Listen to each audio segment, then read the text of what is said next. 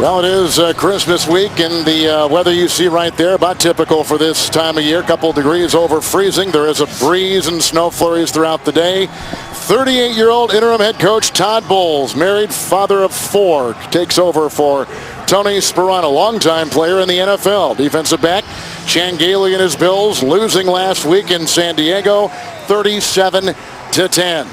We have the flip of the coin. The Dolphins won. They have deferred. Carpenter will knock it deep to rookie Justin Rogers, and away we go here in Buffalo. Drop into a knee to the 20-yard line with the touchback. It'll be 1st and 10. Quarterback Ryan Fitzpatrick is coming off his worst start of the season. 38%, picked off twice, but he is over 3,000 yards for a second consecutive year. Yeah, but he has to improve, I believe, on his decision-making and accuracy, something that was missing as part of his game last week out in San Diego. But Fitzpatrick, he's a grinder. He's going to continue to grind, and he's playing with a lot of new parts around him, so they have to improve as well. He'll get it 1st down and 10 at his 20-yard line. The tight end, by the way, Scott Chandler, who's been a major target of Fitzpatrick's all season long, out again with a high ankle sprain. C.J. Spiller got away from Vontae Davis, runs out of real estate on the play, picks up 6 for the Buffalo Bills. So C.J. Spiller, boy, if he can get going and help ignite this offense, goes a long way into helping Ryan Fitzpatrick and the Buffalo Bills. And we know how good he is running outside, Kevin. I think he's got to be able to hit some inside to really make a major difference in the offense today. Had 83 yards a couple weeks ago against the Tennessee Titans. 2nd down and 4. 5-6.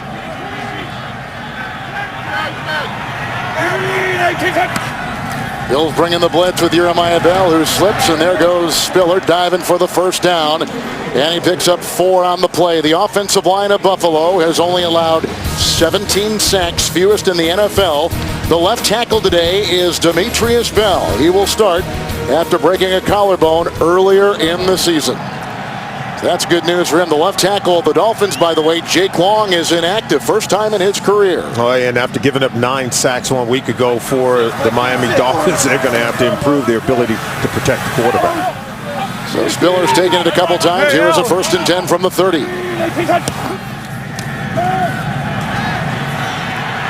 Leaking through and dropped by Brad Smith. Bell was there. Flag is down at the 27. Jeremiah Bell is at a very steady season. Number 79, offense, 10-yard penalty, will replay, 1st down. That's Eric Pierce, who just signed a big extension to his contract this week for the Bills. Yeah, Pierce is a guy that's been doing a good job. Watch him at the right tackle position. You see him right there, holding right there against Cameron Wake. Fitzpatrick still takes a hit on the play, coming in from the other side. Look at that. Boy, put a stamp on him. Audric got him from that other side. So there's Pierce on one side. Demetrius Bell is the other tackle. With the penalty, 1st down and 20 for Buffalo on the game-opening drive. Whoops. There he goes. Down he goes. Wake comes through with the sack. Just his 2nd sack in the last 6 games. His 7th of the year. Eric Pierce, he just comes right around the right corner. Look at this. And now, in my mind, I think if you're Fitzpatrick, get rid of the ball. Because watch, you got Brad Smith rolling out to this side. Go ahead and just dump it off to him. You didn't have to take a sack on that play because there were outlets designed as part of the play for you to get rid of the football without taking a sack. And we just said they have the fewest sacks allowed, this offensive line in the NFL. Well, Cameron Wake is coming right after Eric Pierce. He's working over the right tackle for the Bills. 6 now in the secondary for Miami. 2nd down and 30. And that's grabbed by Stevie Johnson. He picks up 14 yards on the play. He's going for 1,000 this season on the defensive line. Paul Soliai anchors the run defense for Miami. Jason Taylor had 2 sacks last week to move into number 6 on the all-time list, taking the place of the injured Koamisi, inactive today. In the secondary, Vontae Davis has played well the last couple weeks. He was a former number 1 pick. Jeremiah Bell, as you said, has been a very steadying influence in that secondary for the Fins. And no one has been able to run on this Miami Dolphins defense. On 3rd and 16. This is Tashard Choice, got by Bell. Weaving his way, and he was brought down on the play by Davis. A catch and run of 15, and about a yard, maybe a yard and a half shy of the first down. Oh, it's just good weaving by Tashard Choice. Obviously, you want to get going vertical right there. I think he could have hit the seam, but he does cut it back, but not enough to hit that first down marker. I think you've got to always know where that first down marker is, and the sooner you can get going forward as opposed to cutting back, you stand a better chance of picking up the first down. Brian Moorman will punt. Has one of the best gross averages in the NFL. Number 4 coming into today. And Devon Bess is deep back for Miami, looking up into that snow. And brought down on the play with a good special teams tackle, Danny Batten. 48-yard punt, 8-yard return. Here comes Matt Moore with 11:33 in the first from snowy Buffalo. Bills got the opening kickoff, 5-play punt. This is Miami's first possession right here from the 22, 1st and 10. New left tackle, Moore is out there for the concussion. Reggie Bush. Like Aaron Williams knocked him down, the rookie right there, number 23. It's a gain of 5. Then he's up to the 27-yard line. Matt Moore had the mild concussion, but he is back. When they won 4 of 5, he was one of the top-rated quarterbacks in the NFL. The left tackle with Jake Long inactive today will be John Jerry, replacing the injured Long. His first miss in 62 games. Jerry normally a guard, and Reggie Bush going after 1,000. Already at career-high 770. 2nd down and 5. Bush again. Wrapped up and taken down by Dwan Edwards on that defensive line. The ex-Baltimore Raven. No gain on the play. The Buffalo defense, promising rookie Marcel Darius, leads the Bills in sacks. He's out of Alabama. The rookie linebacker is Calvin Shepard. He is an emerging player. 14 tackles last week against the San Diego Chargers. And rookie Aaron Williams is back after missing last week with a calf injury. 3 rookies, all a part of a defense that has been devastated with injuries this season. 3rd down and 5. Wow, right up the middle, right through the gut, and Darius comes up with a 2nd sack in as many weeks, his 5th of the year. It's 3 and out for Miami. One rookie working against another, against the center, Mike Pouncey. Watch him come right around, and they just do a twist and stunt.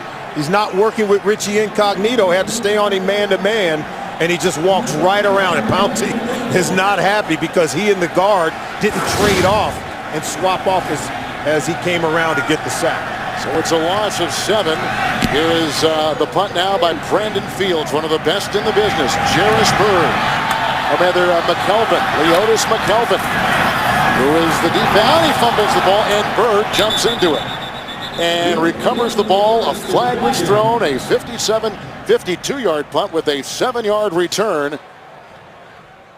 And we will see what the penalty flag is all about with our referee today, the affable John Perry,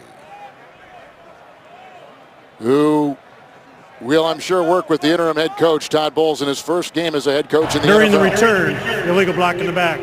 Number 57 of the return team. 10-yard penalty. 1st and 10, Buffalo. That's reserve linebacker Danny Batten. So each team has had it once. Each team has punted.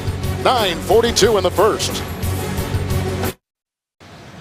The NFL on CBS is sponsored by Southwest Airlines. Find our fares online only at southwest.com. Sprint, all football, no limits, only from Sprint. And by the all-new Volkswagen Passat, 2012 Motor Trend Car of the Year.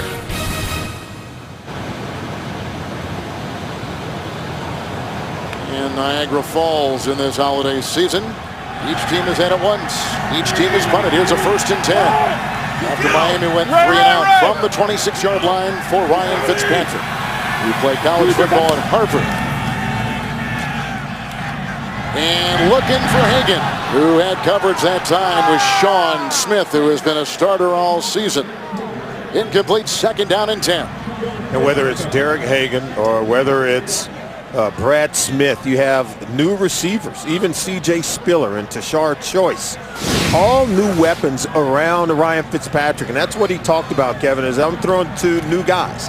Okay, that wasn't even with us in training camp, and Hagan's one of those guys that's new, as Sean Smith locks him up to prevent the pass from Fitzpatrick over to Hagan. He's having a hard time getting on the same page. Yeah, it does take a while.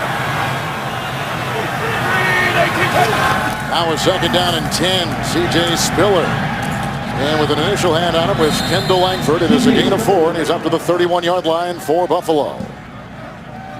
And trying to run the ball against this Miami Dolphins defense is going to be very difficult. And of course, the Bills have struggled to run the ball since they lost Fred Jackson. As we take a look at Todd Bowles, he brings in the league's third best rushing defense into this ball game. Only the 49ers and Ravens have a better run defense than the Miami Dolphins. Hey, what? 6 defensive backs for the Miami Dolphins. 3rd and a long 5 for Buffalo.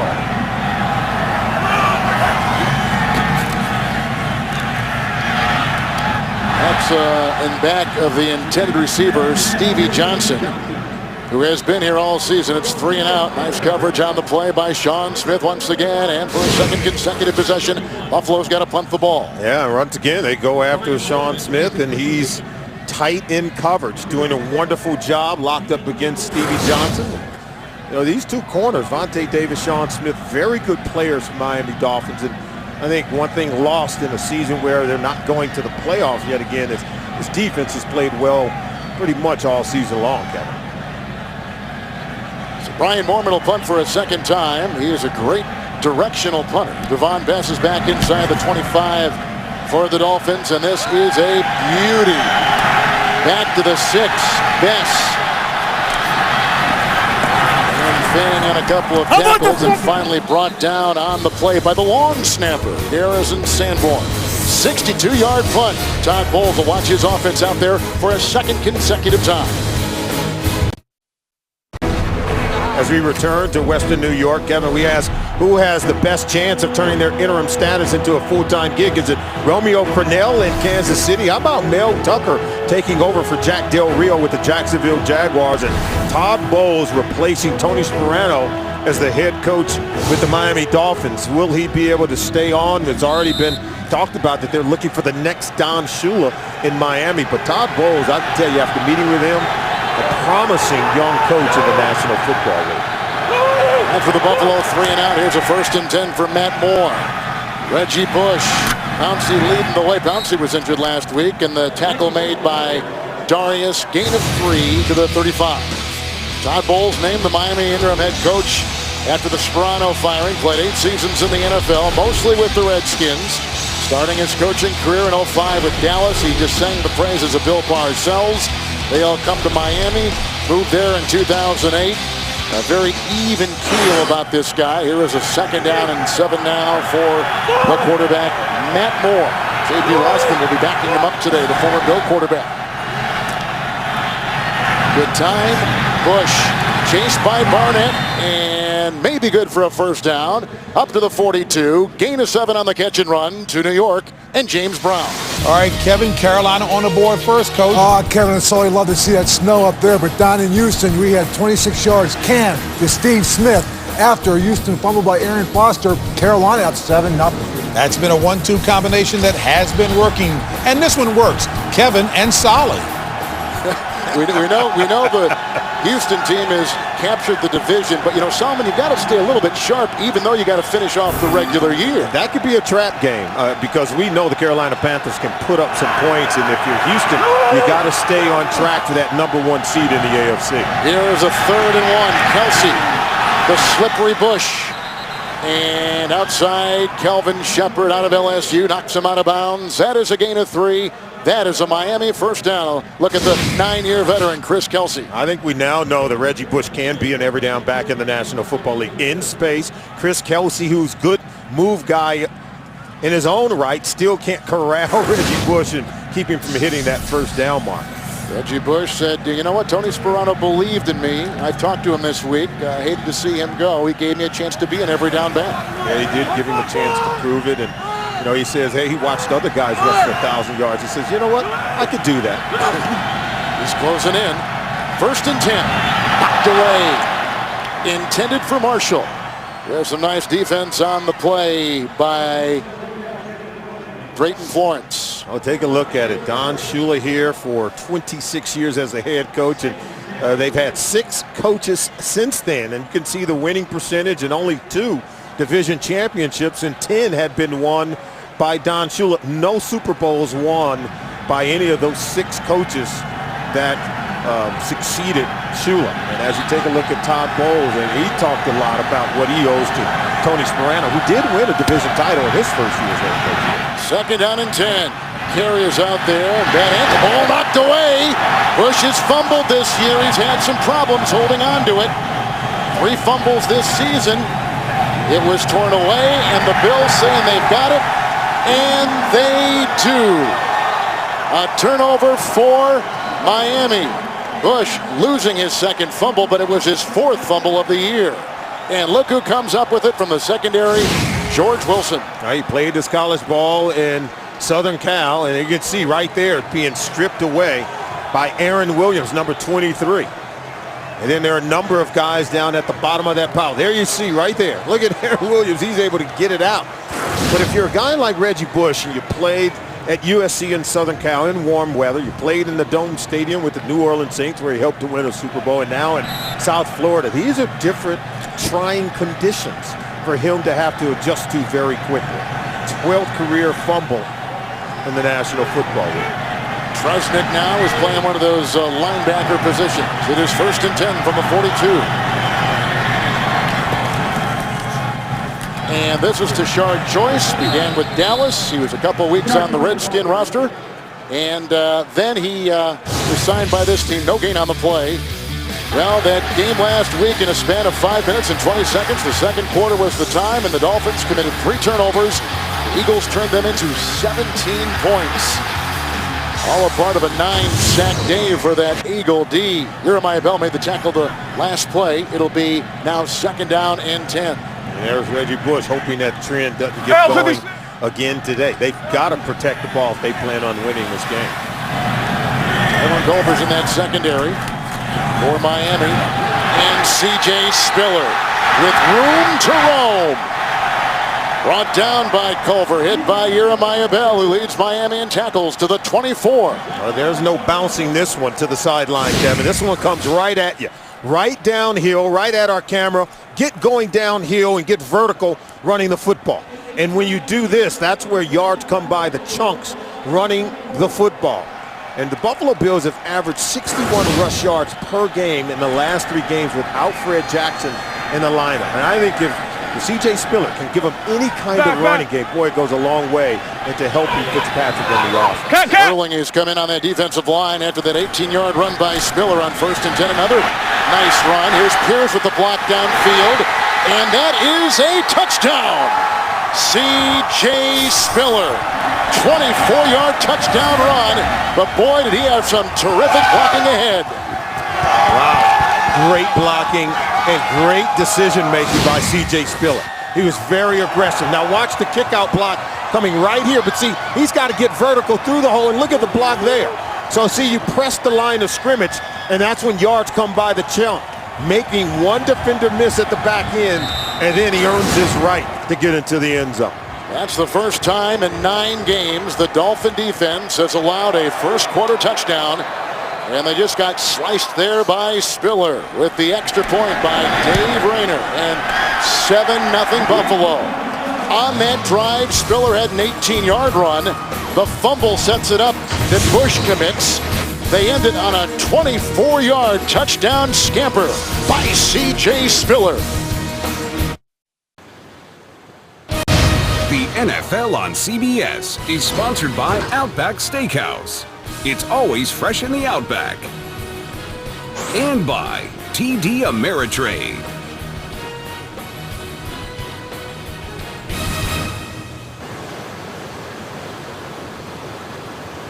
So here on a snowy day in Buffalo, New York, actually Orchard Park, New York, a fumble by Reggie Bush sets up a Nice little running display by C.J. Spiller, who takes the place of the injured Fred Jackson. Jackson was injured in Miami against these Dolphins with a broken leg earlier in the season. How about C.J. Spiller chipping in an area needed a lot of production? Clyde Gates is the number 10 kickoff man in the NFL, and Shepard wraps his arms around his waist. Costin is there, the tight end. It's a return of 28 yards. A frustrated Reggie Bush. C.J. Spiller getting some great entourage work into the house. A 24-yard touchdown run by C.J. Spiller after the Bush fumble. Here now with the third possession, the Miami Dolphins. First and 10 from the 29. Thomas was in the backfield for the first time, and that is caught. Grabbed by Fasano, hit by Bird, 6-yard pickup, 35-yard line. Vote to send your favorite players to the 2012 Pro Bowl in Hawaii. Vote online or with your mobile device at NFL.com/Pro Bowl or text Pro Bowl to MyNFL. That's 69635. Balloting closes Monday night. The promising rookie in the backfield, Daniel Thomas. I don't know if this was in the regular rotation or if this is a response to the fumble by Bush. Thomas taking it. A grab there. The tackle by Nick Barnett on a gain of 3. And he's up to the 38. Well, there's Bush, and now he's coming back in. And this is a offense that really has gotten off to a tough start because the first possession ended with a sack. The second possession for Todd Bowles ends with Reggie Bush fumbling. So in 2 drives, 8 plays, 8 yards, 1 turnover. Not the way you want to get started on the road here in Buffalo. 2 tight ends. Gates is in, 3rd and 1. Bush wrapped up inside by Edwards. He takes up a lot of space in the middle. There's no gain on the play, and the Miami Dolphins have got a punt for a second time in 3 possessions. What did Reggie Bush tell us? He said even in that first game where we won it 35-38 earlier up in Miami, he said we could not run the ball on this defense. He said they were very stout, very difficult to run the ball on. I think he's finding it just as equally difficult to run on this Bills defense today. Well, there's an MVP on this Miami team. It may be the punter, Brandon Fields, one of the best this season in terms of overall punting. Number 3, Leotis McKelvin is back at the 13. It's a 48-yard punt, well placed by Fields in his 5th season out of Michigan State. And tomorrow on CBS, Hawaii 5-0 is turning up the heat and laying down the law. Don't miss a minute. That's tomorrow. Only on CBS. The Dolphins come in having won 4 of their last 6, 4-9 record overall. The Bills at 5 up and 8 down. With 2 to play after this week, and out there goes Ryan Fitzpatrick. And Kevin, you have to wonder if the Miami Dolphins, we talked about them getting off to the slow start, if something, there's a disconnect emotionally. We know how hard they played for their fired head coach and Tony Sperano, and now Todd Bowles taking over. And even Chan Gailey talked about it. Usually when you let a coach go mid-season, the team responds 1 or 2 ways. Either they come out and they play fired up, or they play great and overachieve, or they come out and tend to play flat. Right in the secondary, 1st and 10 for Fitzpatrick. Bell had a block at the right tackle. That is Tashard Choice. And up the sideline he goes. Knocked it out of bounds on the play by Dansby. A gain of 11 to New York. Saints looking for 6th straight, Coach. Yeah, in the 41st straight game with a touchdown pass. Drew Brees to Lance Moore. Again, he's 6 behind the record held by Johnny Unitas at 47. 7-3, New Orleans. Kevin, that caps a 10-play, 84-yard drive. Brees looks good. That's huge. And New Orleans is one of 4 teams in the NFC to already clinch a spot in the playoffs. 1st and 10. After that 11-yard catch and run by Choice. Here's Tashard once again. Jeremiah Bell got him, gain of 9. Choice, as we talked about before, was kind of out on the street. He played at Georgia Tech, and that's where the current coach of the Bills, Chan Gailey, came across his path. We said that no one has been able to run on this Miami Dolphins defense. In fact, you got to go all the way back to week 2 since they allowed a 100-yard rusher, and you know Chan Gailey saying if we can run it, it goes a long way into helping our quarterback, Ryan Fitzpatrick, because this has been a very good run defense for the Miami Dolphins. Will Allen was one that chopped him down in that last play. Second down and 1. 66 rushing yards already for the Buffalo Bills. Bell that time slows up and takes down Spiller, and no gain on the play. Here is Jeremiah Bell, who came out this week and was talking about the last time that these two teams met, which Miami won, by the way, 35-8. And he said, you know what, we thought the Bills laid down in that game. Yeah, he did say that. We asked Reggie Bush about it. Reggie says, you know what, we weren't able to run it early, and we weren't able to run it on this Bills defense late. He said, as far as I'm concerned, no, they didn't lay down. He said, because normally when a team lays down, you're able to pop one in the running game late. So two differencing of opinions between Jeremiah Bell and Reggie Bush. Choice is back in. This will be the Wildcats. Oh, bobbled by Choice. Looked like he fell on the ball as the quarterback was in motion. You saw toward the bottom of your screen. There's no gain on the play. Ironic that they would do that against Miami, the team that they kind of rehatched the Wildcat in the NFL. Yeah, ironically, they would do it without Brad Smith with Tashard Choice. But remember, Choice played for Chan Gailey at Georgia Tech when he was in college. But when you design plays for players and you get this as a result, poor execution, you tend to not call it again. You tend to not give him a second chance. Right. Pass is back, awaiting the punt from Brian Mormon, whose team, by the way, Pittsburgh State, just won the Division II championship yesterday. Here's Bess from the 25. Calvin just about hit him. There goes Devon Bess. And brought down on the play by reserve tight end Mike Cawson. On a 41-yard punt, a 23-yard return, and maybe, just maybe, a spark for the Finns with 7 seconds to play here in the first quarter. You know, everybody wants to play meaningful games in the month of December. It's because you want to be part of this AFC playoff picture where the Houston Texans have already clinched a division title in the AFC South. Baltimore, they need a win and some help. And if you're the New England Patriots, you get a win today in Denver, you clinch the AFC East division. So a lot of interesting permutations as it pertains to the AFC playoff picture today. Daniel Thomas in the backfield. Joined us late. Jake Long not playing the left tackle today, missing because of the back injury. Great time for Moore on first down and 10. Chased by Spencer Johnson. That is caught. That's Clay, the rookie, who's in the secondary and brought down by Wilson. Charles Clay with his 14th reception, a 30-yard catch and run. And as we close the first here in snowy Buffalo, Miami is on the move, but down by 7.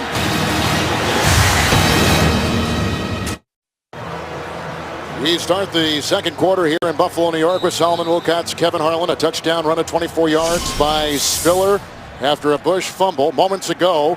30-yard catch and run by Tulsa rookie Charles Clay for the Dolphins has given them first and 10 from the Buffalo 22. Bush in the backfield. Jerry with the block at the left tackle. Wide open. He's cut the tight end. Fasano. Anthony Fasano lassos his 5th touchdown reception of the year on a beautifully thrown 22-yard pass by Matt Moore, and he was wide open. Oh, they clearly just leaving. You can see him over the right side of your screen.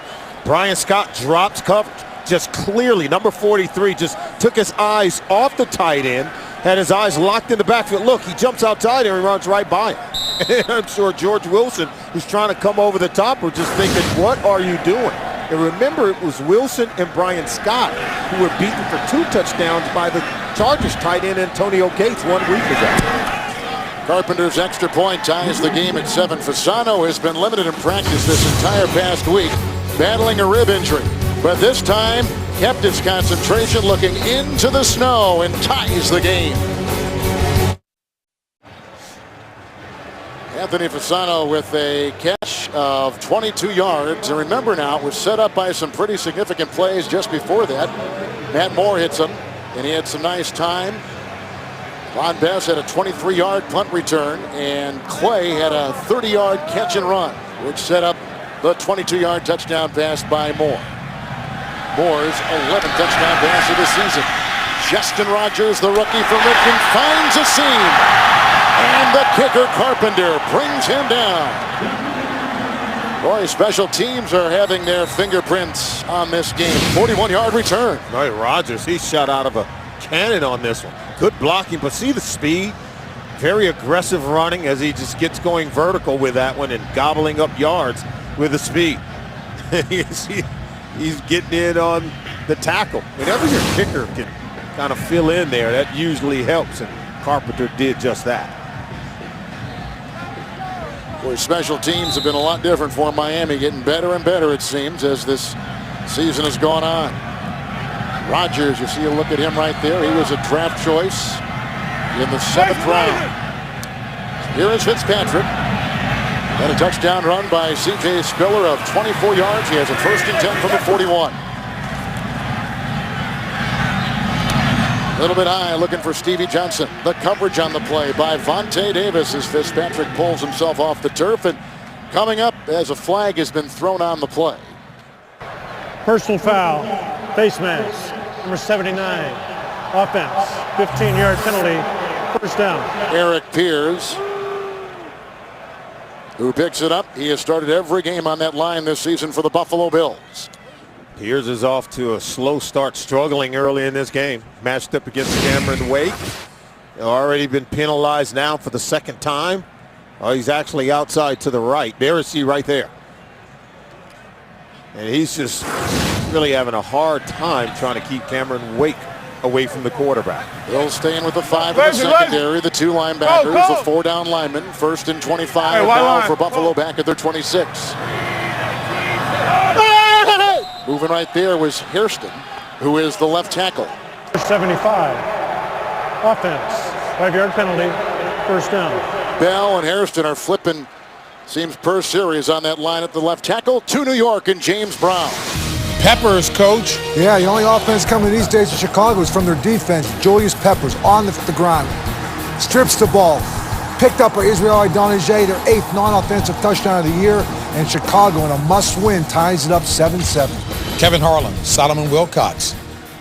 You bet it's a must-win for the 7-6 Bears. Peppers has had almost a terrific season, as good a season as he's had in his career. You kind of knew if they were going to snap that losing streak, the defense would have to score, right? Yeah, exactly. Here is a 1st and 30, and you can see the avalanche of Miami defenders all over the receiver, David Nelson. Odrick was among 3 that were right there on the gain of 6. The Sprint halftime report is coming your way in New York with JP Dan, Shannon Boomer, and Coach Bill Cowher. With NFL scores, news, and highlights, that's coming up on the Sprint halftime from our CBS studios in New York. 2nd down and 24. You can see the stats up there. Fitzpatrick is 4-6. The offense today by both teams. Dolphins scored moments ago on a 22-yard touchdown pass to the tight end, Fasano. Hey, wide line! Little high, incomplete. Vontae Davis was underneath, and that ball goes whistling over the head of his prime receiver, Stevie Johnson. Incomplete, 3rd down now. Yeah, we said that Ryan Fitzpatrick struggled last week against the San Diego Chargers. Had by far his worst game of the season. And we said that in this game, the areas where he had to improve was decision-making inaccuracy. And you saw, even with good protection, that time on that throw, that ball sailed way high over the head of Stevie.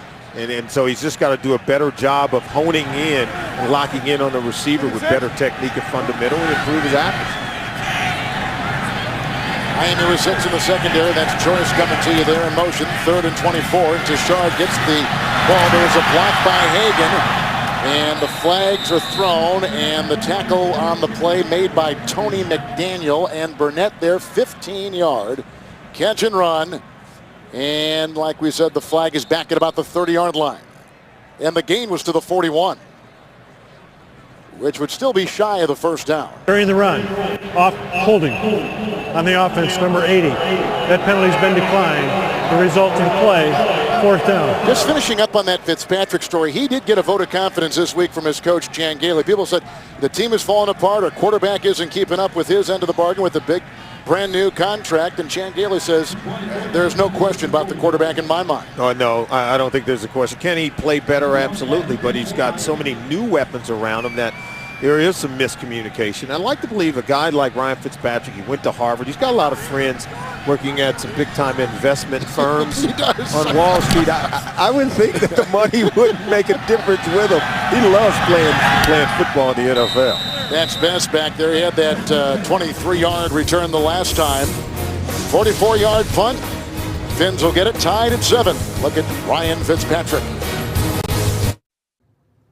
The NFL on CBS is sponsored by Sherlock Holmes: A Game of Shadows, now playing in theaters everywhere.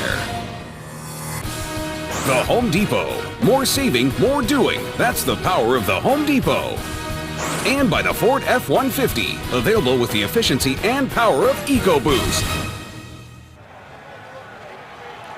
Here in Buffalo, they have the Buffalo Bills and the Buffalo Bisons in minor league baseball. 1st and 10 after the punt, 3 and out by the Buffalo Bills. Last time the Dolphins had it, they got a 22-yard touchdown pass to their tight end. 1st and 10 here. Moore. Jarris Byrd is all over Reggie Bush. It's a loss of 5, and it's back to the 9-yard line. Bird's dad, of course, was the Pro Bowler Gilbert. Oh, take a look at the key plays led to the Dolphins score. A setup on the long return by Devon Best. Excellent field position to play from Moore to Charles Clay. Got him into scoring position at the 22-yard line. And then it's Matt Moore to Fasano, where the Bills defense is allowed a touchdown pass to a tight end for the 2nd consecutive week. And you can see the first 4 possession for the Dolphins. First 2 did not get off to a good start, but that last one resulted into a touchdown.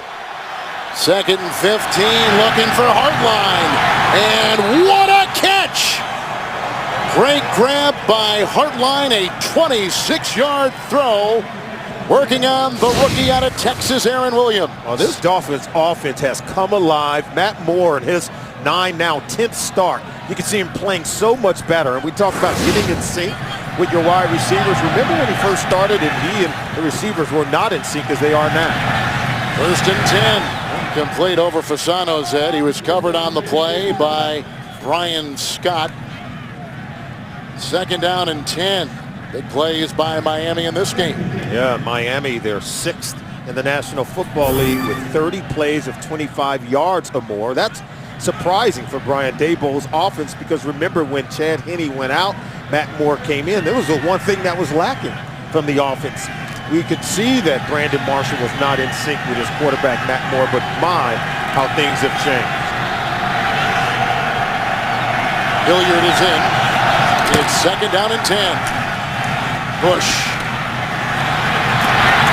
And he'll find the crack and work on through, and brought down by Aaron Williams, maneuvering his way to the 48 of the Buffalo Bills on a burst of 12. Oh, with ball security on his mind after the early fumble. Reggie Bush wants to get to the 2nd level of the defense, but protecting the ball. See, its contact comes in. He goes with both hands over the ball.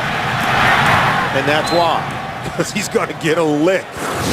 Way to finish off the run for Reggie Bush. What are your thoughts on Matt Moore? Is he the answer at quarterback for this team, or where do they go from here? He's improved. Let's face it. He's improved. This offense has improved. With 9 sacks 1 week ago, that's not on the quarterback. That's the offensive line. He's got a scramble on 1st down and 10. And that's incomplete. Marshall was defended by a couple guys, including Drayton Florence. 2nd down. Here's some of the numbers on Moore. Well, take a look at it. And remember, their first 3 starts, they were 0-3 when he first came into the starting lineup. But then we talked about it winning 4 of the last 6. And the numbers have improved. More importantly, look at the pass plays of 25 yards or more. 14 of them, and touchdown to interception ratio has drastically improved. Already today, they have 3 plays of 25 yards or more.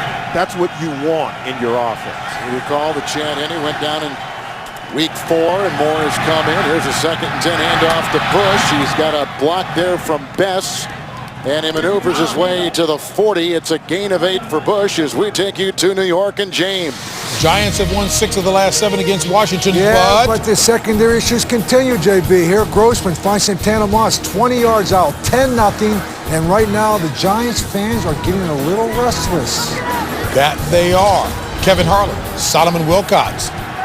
Boy, the Skins had a good start to the season, and they have faltered. Look at New York there. And after the Cowboys win last night, if you're New York Giants, you better wake up out of that slumber. Darius just came out of the game. Third down and 2. Oh, what a move by Bush. He broke the ankles, and he gets a block from Marshall, and down he goes. Florence takes him away. There is a flag on a late hit. A 28-yard run by Reggie Bush, and faked right out of his shoes as George Wilson. That will make the highlight film. Wow, what a move. Let's see. After the play was over, personal foul.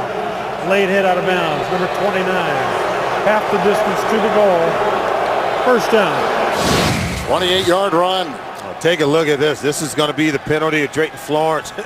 Now, he didn't yank him down, but there was contact. Now, look at this run, and look at the second level. This is like video game material here. Fake to the outside, spin back in. You hit that B button. You only see that in the virtual world of video games, not in the real world, unless it's Reggie Bush. George Wilson still looking for Reggie Bush. First and goal at the 6 for the Dolphins. Oh, what a nice handoff to Bess. On a little Statue of Liberty, the fake pass to Bush. They give it off to Bess. He picks up 5. I love plays like that. He's down to the 1. And it was George Wilson who made the touchdown-saving tackle. And there you see, fake that one and just slip it on the backside. Look at the back off. Oh, it's terrific. Handoff. That's just excellent ball handling by Matt Moore. Fooled everyone except George Wilson. That's good ball handling there. I played with a guy like that in Cincinnati who could handle the ball pretty well. What is his name? On humorous eyes. Oh, yes, We can yes. get that kind of ball handling done. Second and goal at the 2.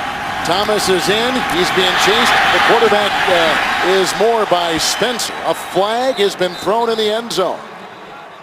Hold, I think. It's against Buffalo. On this drive, a 26-yard pass to Hartline. Prior to the pass being thrown, holding, defense, number 31. Half the distance to the goal, and an automatic first down. That's Jarris Bird with a look at Chan Gailey, a one-time Miami Dolphin offensive coordinator. Boy, Spencer Johnson lays a lick on Matt Moore. And watch after the contact. Look how far he goes flying. Look how far he slides. That's a lot of force. First and goal. This is Thomas. He's one of the top rookie running backs in the NFL. Right there, Spencer Johnson at the bottom of that pile. It's a loss of a yard. Chris Kelsey was there too, making the stop. Second down and goal for the Dolphins. Well, the Bills defense have allowed a score on 21 consecutive red zone possessions. And in those 21 scores, 17 have been touchdowns. So if they can get a stop here, that would be huge. But the numbers show that they've not been good when placed in these situations. Darius has still not come in from the sideline after hurting his right wrist. They're looking at him on the sideline. Here's a second goal at the 2 for Marshall. Covered by Drayton Florence. That is incomplete. And now third and goal for Miami. Covered by Florence and Jarris Bird. Initially, there is Drayton Florence. Good job, and Bird coming over to help out. You know Brandon Marshall's going to get a lot of attention down inside the red zone. It's going to be interesting. What do you do here second on the 2-yard line? Third and 2. You can see the defense allowed a score inside the red zone, 21 consecutive possessions. But it's tough to run on it down here. Third and goal. And that is incomplete. Marshall. I couldn't tell if he had his hands on it or not. He did. Jarris Bird, number 31, was the one to come in from the other side, and they intersected. He's going to have his hands on this one. Watch this. Look at that. Oh, Bird knocked it away. He had it. Yep, Bird, I think, knocked it away, and they had the coverage by Brian Scott as well. Carpenter will try to go here for a 20-yard field goal. Fields will hold, and Miami is on top with 8:34 to play in the second. They had it first and goal at the 1. They settle for the field goal, but get their first lead there. Well, we know that Marshall has had a hard time holding on to balls in the end zone, on the field, and he had one stripped that time by Jarris Bird. Deep back here, Justin Rogers on the kickoff by Carpenter. He'll leave it in the end zone. Miami has scored 10 unanswered points. A 22-yard pass to the tight end, a 20-yard field goal. Now Fitzpatrick finds himself down by 3. The NFL on CBS is sponsored by McDonald's. I'm loving it. And by K Jewelers, the #1 jewelry store in America. Every kiss begins with K. Right on Lake Erie here in Buffalo tonight on 60 Minutes. The new threat from the Great Recession, plus Meryl Streep. All tonight on 60 Minutes and only on CBS.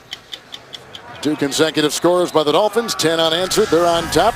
And back on defense with 5 in the secondary. A touchback on the kickoff moments ago. 1st and 10 with Fitzpatrick at his own 20-yard line.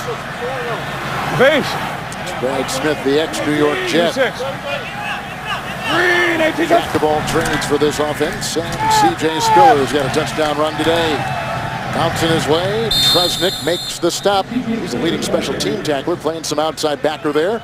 And it's a gain of 6 up to the 26-yard line. You were talking about Marshall moments ago. Yeah, 12 drops among some of the most this season. And, you know, it's sort of been feast or famine. Certainly, he can become the first Dolphins wide receiver to have back-to-back seasons over 1,000 yards receiver for the first time in 17 years since Irving Fryer did it. But certainly you want to be able to nab those in the end zone when you have an opportunity. It's 2nd down and 4. Blitz from Bell, and that is grabbed by Vontae Davis. 3rd pick of the season for Davis. And the pressure and the blitz by Bell probably screwed him up. It's a turnover for Buffalo. Well, it's intended pressure. 3-step drop. You know the ball's got to come out quick, and if you're Vontae Davis, you don't backpedal. You attack the ball. You attack the wide receiver, knowing the ball is going to come out quick. 3-step drop in the face of pressure. He's chucking and ducking. He's throwing it and trying to cover for himself. So he never even sees Vontae Davis on the back end, who's looking to steal the ball from Ryan Fitzpatrick. Mission accomplished by Vontae Davis. Vontae Davis is the brother of San Francisco tight end Vernon Davis. He's a former #1 pick out of Illinois. We told you at the top of the show, he has been playing well. Moore going deep. 1st and 10, dropped, and a flag. Brandon Marshall again can't hold on. It would have been a spectacular catch, but we'll take a look at it. Well, Drayton Florence was right there. He grabbed him. There's no doubt about it. But if you're Brandon Marshall, you still got to catch that ball, because after he detached. Defense, number 29. Automatic 1st down at the spot of the foul. 7th penalty on the Buffalo Bills already. Yeah, Drayton Florence is beat on the play. Watch, he's going to go right by him, and then he's going to grab him. See inside right there. See, he grabs him. Now he detaches and still had a chance to make the catch for a touchdown. Had he caught it, they would have waved off the penalty, and it would be a touchdown right now for the Miami Dolphins. It'll be 1st and goal at the 9. Bush, no room to roam there. Alex Carrington making the stop. It's no gain on the play. He'll stay at the 9-yard line for the Dolphins. Oh, the rush yards are very difficult to come by. We did see the one spectacular run earlier by Reggie Bush against this defense. Other than that, the Bills' defense, their run defense has been pretty good. Even though 72 yards rushing so far for Miami, really most of it has come on a couple of runs, but Todd Bowles has got to help his offense to get into the end zone on these red zone possessions, not settle for field goals. 2nd down and goal at the 9. Bush into a pile right there, and there's, again, no room. Spencer Johnson late, grabbing him from behind. Dwan Edwards was there. It's a gain of a yard. We've not seen, again, Marcel Darius since he hurt his wrist or his hand, and they're still trying to get word from the Buffalo sideline as to his situation. And on both of these red zone possessions, Brandon Marshall had a chance to catch the ball for a touchdown. It means now they have to settle for other ways of trying to get it in, and that's usually by running it. And one thing Reggie Bush is not is that goal line short yardage runner, more of an open field guy. Daniel Thomas is in, the rookie out of K-State. 3rd and goal at the 8. Jerry with the block at the left tackle. Oh, almost picked off by Aaron Williams on a pass intended for Brian Hartline. It's 4th and goal, and they'll try for 3. So again, a goal-to-go situation, and Miami has to settle for another 3-point try. This is just good coverage by Aaron Williams. He outplays Brian Hartline. He's the receiver on this. A great anticipation, though, by Matt Moore. You had to throw the ball. You don't want to take a sack. He anticipated that Hartline was going to break underneath Aaron Williams. Instead, he tries to go over the top, and Williams in better shape to catch the ball. Here comes Carpenter, tacking on 3 more, and Miami has scored 13 unanswered. 6:05 in the second quarter. Brand new coach. And those words inside the Miami Dolphins today. So Miami has gone up on a 26-yard field goal, a 20-yard field goal, and you got a new coach, new voice, new way of doing things, perhaps. New evaluations for Todd Bowles, who steps into the place held before by Coach Tony Sperano. And you have to love Todd Bowles and his approach to things, because he says, hey, there's only one way I can make my mark, and that is by winning games. It's not by giving speeches and not by doing anything dramatic or philosophical. It's just going out and winning games. So that's the goal of this football team, is to take these final 3 games inside the AFC East Division and win them all. Justin Rogers gets it on the kickoff by Dan Carpenter. Good open field tackle right there by reserve wide receiver Julius Pruitt. 16-yard return, so the Dolphins cash in on the interception by Davis. And tonight on Survivor, it's down to 3 tribal councils and 2 suspense-filled hours. Don't miss the season finale and live reunion show tonight.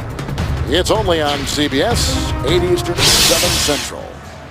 Game's blacked out here in Buffalo today, as the worst beginning field position for the Bills will start this drive at their 14, 1st down and 10. How about taking a shot down the field? You got to expect one of your wide receivers, usually Stevie Johnson, to win in this situation and dig yourself out of a hole.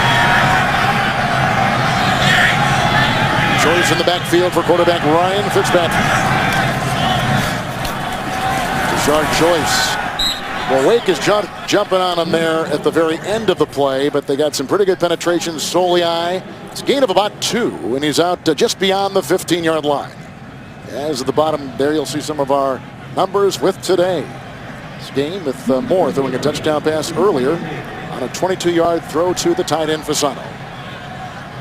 For the Miami Dolphins, what did they want to do? They wanted to protect their quarterback and then get pressure on Ryan Fitzpatrick. They feel like they can win this game at the line of scrimmage on both sides of the ball.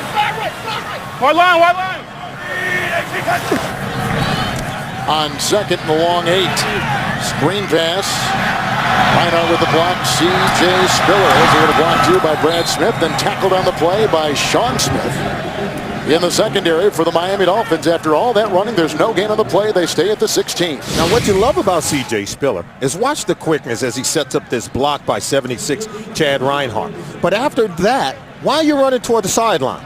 See, no, not that way.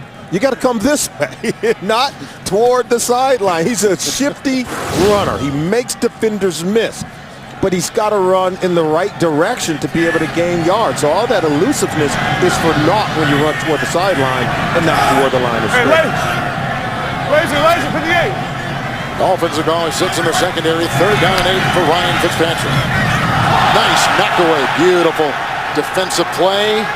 It was pulled off by Will Allen. He's been a reserve most of the season. The pass was intended for Derek Hagan, a former Miami Dolphin receiver. 3 and out, they got a punt. So you got to take some shots. Now, they're bringing everyone, so this ball has to come out quick. 3-step drop, but the defensive backs can sit on everything. When you bring the heat, when you bring the pressure, you force a 3-step drop, quick release by the quarterback, knowing the ball's coming out quickly. You just sit on everything going short. Von Bess earlier had a 23-yard punt return. There he stands at about the 35 with the Mormon punt coming his way. There is wind here inside the stadium. It seems to be at the back of the Buffalo Bill punter. Wilson got in there and just about had a shot at the ball. Bess from the 22. Oh, look at the room he's got to roam. And then he was brought down by Corey McIntyre, who is the fullback and the leading special teams tackler. 19-yard return and a 61-yard punt as we take a look at the landscape of the NFC playoff situation. Yeah, it is the NFC playoff picture, and the Green Bay Packers, a win today in Kansas City, they would improve to 14-0. They have a shot of clinching home field advantage, particularly if San Francisco loses or tie against the Pittsburgh Steelers in the Monday night game. San Francisco's already clinched their division. The Saints, we said, they've already clinched a spot in the playoffs, and Dallas Cowboys improved to 8-6 and doing a really good job with a win over the Tampa Bay Buccaneers last night. There's the Bills, their coach, Chan Gailey. They've lost 6 consecutive games. An extra lineman is now in for Miami. They have 6 linemen. That's Nate Garner, 75, bottom of your screen. Bush on 1st and 10. And Barnett, the ex-Packer, got him right around the ankles and kind of forced him out of bounds. It's a gain of 9, though, as Bush cuts the corner and picks up 9 on the play, and some shoving after the play. Some Bills are in that Miami zone. But I wonder how the confidence is of Buffalo. With 6 straight losses, and it's tough sometimes to resurrect a team late in the year like Gailey's going to have to do. Well, Gailey talked about it. He says, the confidence is waning at this point. You lose 6 in a row. And this is a team, remember, when they were healthy, they were rolling. But it's not a roster that has a ton of talent, particularly in way of depth. So you start taking on losses in terms of injuries to Fred Jackson's and Kyle Williams. Then you start to see the lack of depth show itself for this team. Garner is out on that play, the extra lineman. That's a 5-yard carry by Daniel Thomas. Right up the middle and brought down by Chris Kelsey. And he moves the ball to the 44-yard line of the Buffalo Bills with a first down. Take a look at Chan Gailey. He kind of knows that this is a moment where the game hangs in a balance. Remember, they were blown out last time they played this team about 1 month ago, 35-38 down in Miami. And the defense really needs to get a stop here. Can't let them go and put more points on the board on this possession. Darius is back in on this defensive situation for the Bills. It's Moore looking for Hartline and the coverage again, and they're working on that rookie, obviously, Aaron Williams, who was out last week and did not play with a right knee and a right calf injury for Buffalo. And so far, look at Aaron Williams up to the tap. Reroutes perfectly, got his vision and eyes on the ball, playing it all the way, staying on top of Brian Hartline, who could not get on top of the rookie. And I think Williams did a really good job showing why he was a high pick in the draft. 2nd down and 10. Zone. Marshall, who has not caught a pass today, in motion. Reggie Bush, look at him pick and poke his way through there. Florence got him, as did Brian Scott. It's a gain of 7. Reggie today, 14 carries and 68 yards. He's going for 1,000, although he won't tell you it means a lot. I think deep down it probably signifies a lot in his career. Yeah, a little delayed draw. Look at him picking his way through traffic. Yeah, he says, hey, it's not a real big deal, but he knew the exact number he needed to hit the 1,000-yard mark. 230 coming into today's game. He knew the number, but it wasn't that big of a deal. Yeah, he said average about 77 yards a game. There's a 3rd and 3 now for Moore. And he's looking for Bess, who is covered on the play by rookie Justin Rogers. Just out of his region, complete. 4th down and 3, and Miami. 2 good-looking rookies. We showed you Aaron Williams. This is Justin Rogers, who have caught the coach's eye and attention. I think doing a wonderful job in the slot position and defending and covering Devon Best down the field. I thought he was in great position there, and that was a tight window for Matt Moore to try to squeeze that throw in. Miami will be looking to punt. They're over there talking, and they'll jump on out. But you wonder if they maybe have something up their sleeve here. Let's see. Got to always be careful when they're over there huddling and talking about it. Well, if nothing else, it's camouflage. It's good window dressing for what they might do. The layup game for Miami. Penalty's been declined. 4th down. And he knew they would, and so now it'll be up to Brandon Fields to get this in. I'll tell you, if there wasn't a Shane Leckler in the AFC, this would be the best punter certainly within that conference, maybe the entire NFL. He last week against Philadelphia, 6 punts, net 49.8. That's great. Just phenomenal. On the average, but Shane Leckler, he's a weapon in and of himself. Yeah. For the Raiders. Absolutely. There's another flag. In fact, they're all over the field. False start. False start. Number 50. offense. 5-yard penalty, 4th down. Well, they declined the delay of game, and they're going to decline this as well. They may have jumped off sides on purpose. Yeah, it's Marvin Mitchell, and he's hearing from his head coach over that Todd Bowles is getting after him. He's smiling, but Todd Bowles, he wasn't smiling at all. Not happy.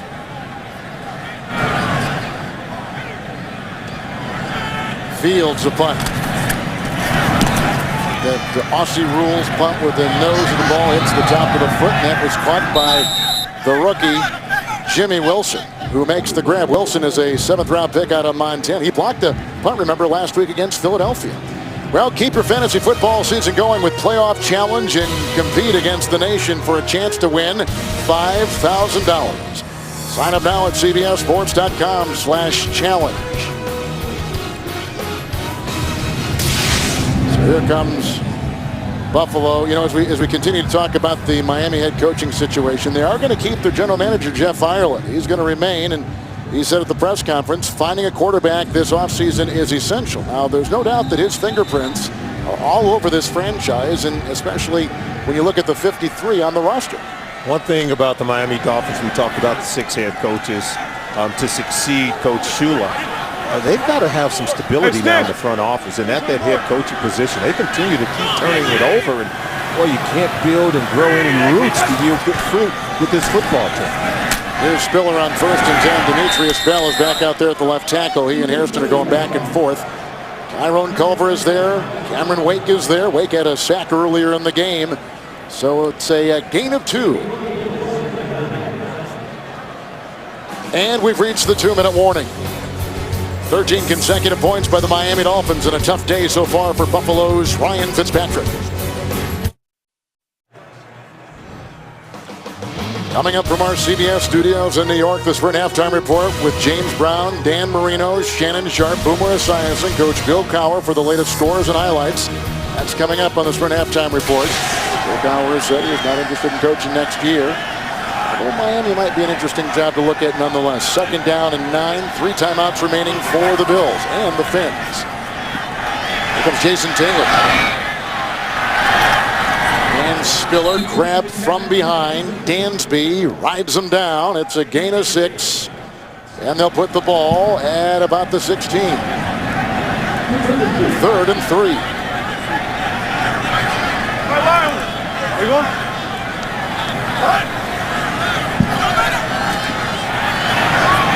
Fitzpatrick incomplete. Stevie Johnson in his sights. He had linebackers in front and defensive backs in back, and now it will be 4th down. They're going to have to punt. After a couple of interceptions last week, and they needed Fitzmagic to return, but they got the sack early on Ryan Fitzpatrick, then the incompletion, and then blitz, interception down inside the red zone. Wasted easy points for the Miami Dolphins. They're coming with a lot of pressure, and that's what he's talking about. He said they're bringing pressure, and we don't have anything to account for it. You could see the numbers, 7 of 13 early on in the game to 66 yards and that costly interception. 4th 3 and out for the Buffalo Bills. 6 punts in 8 possessions. Mormon will send this down to Devon Bess at the 35. Got by McKelvin. Quickly runs out of bounds near the 43-yard line. On his own accord, and now he goes into the sideline and getting shoved around just a little bit. So we've got a 7-yard return, a 49-yard punt, and Miami has 3 timeouts remaining and decent beginning field position.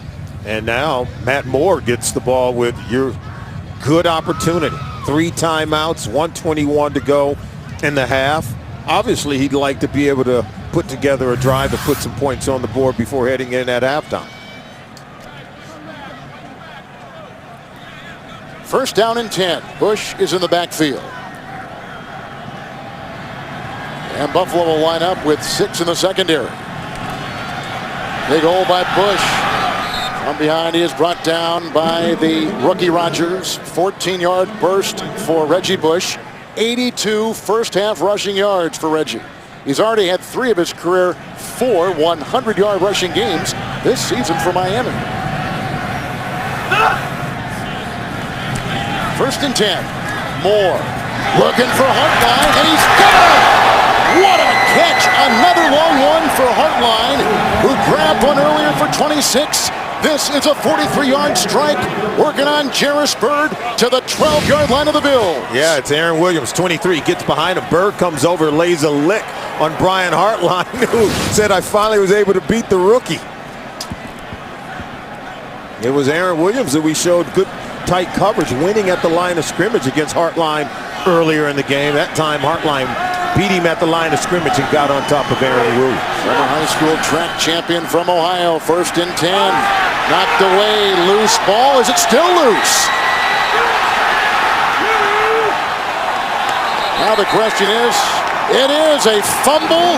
Arthur Moats vacuums it in for the Buffalo Bills, and the Bills squander, or rather Miami squanders excellent field position late in the half. Yeah, this is going to be a fumble. Look, it's an underhand toss. Looked like it might have been over him, but Reggie Bush didn't get on top of the ball. He had an opportunity to secure the ball. He initially thought it was a pass. And I'm not so sure. Let's take a look at it. Kelsey. Yeah, that ball comes out. Kelsey knocks that ball. The ball does go out forward because it ricochets off the pads. But it looked as if the arm was moving backward when the ball came out. Watch, the arm goes back.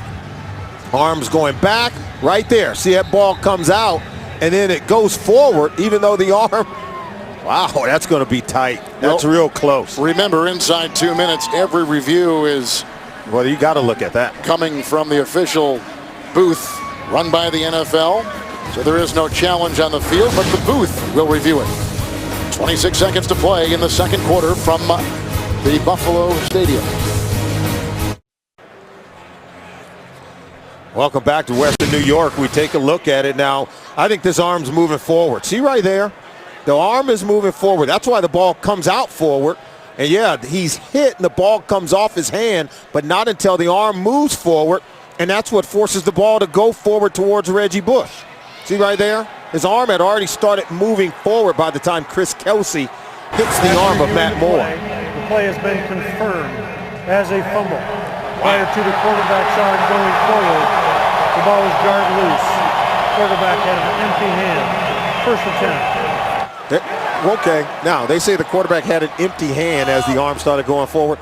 Now, answer me this question, Kevin. What caused the ball to go forward? If his hand is empty when it's moving forward, then why did the ball spiral out of his hand if he didn't have the ball in it by the time he started moving forward? The sheer science of it tells you that the ball was in his hand as the arm started to move forward. Moats recovers the loose ball. Buffalo at their own 28. 3 timeouts remaining, but just 26 seconds to play here in the first half. Spiller blocked by Hagan. Wrestled out of bounds. Nolan Carroll coming over to make the stop. It's a gain of 9. The clock is stopped at 20 seconds. Jeremiah Bell had a hand in that as well. Well, they came right by Colombo and knocked that ball away. 2nd down and 1. Vontae Davis has had a pick for Miami off of Fitzpatrick. That was a fumble by the Miami quarterback, Matt Moore. And the turnovers find Miami getting 2 and Buffalo getting 1. Here is a throw, and that is caught. Nelson knocked out of bounds by Rashad Jones. 14-yard catch. Clock is stopped at 14 seconds. The ball will be spotted at the 49. Well, they do a much better job of picking up the pressure coming in off the right side of the formation. That's what allowed time for Fitzpatrick to throw this strike and completion over to Nelson. And that's something they got. See the pressure coming off the right side, and Nelson comes clear across the formation, which you had to pick up the blitz in order to allow him to come open after running so far across the field. Take a look where Rayner needs to get, just inside that 40, where he has a career-long 56-yard field goal there. 1st and 10. And that was defended. Well, as a pass by Hagan, defended on the play by Will Allen. Penalty will go on the Miami secondary and on 11-year veteran Will Allen. Pass interference. Defense. Number 25. Automatic 1st down at the spot of the foul. Oh, that's just Will Allen giving them a play. If you're Todd Bowles, no way you can be happy with the way Will Allen. Just play the ball. And don't play the man. See, look at the ball. Why is he looking at the man? No. And there you see him clubbing the arms of Hagan. That's giving him a free play. All he had to do was play the ball. Maybe you can even come away with an interception yourself. Just poor timing and poor play by Allen. Buffalo uses their first timeout. So again, the Miami Dolphins have fumbled twice. Bush early on led to a 24-yard touchdown run by Spiller. More moments ago, which leads to this Buffalo possession. Down 7-0. Miami came back to get a 22-yard touchdown pass. More to Fasano. And a couple of field goals. One of 20. One of 26 yards by Dan Carpenter. And what for Todd Bowles is his first time as a head coach in the NFL. Another look at Rayner, who has gone 5 of 7. And of those 5 hits, he's hit a 53-yarder and a 56-yarder for Coach Chan Gailey. First down and 10.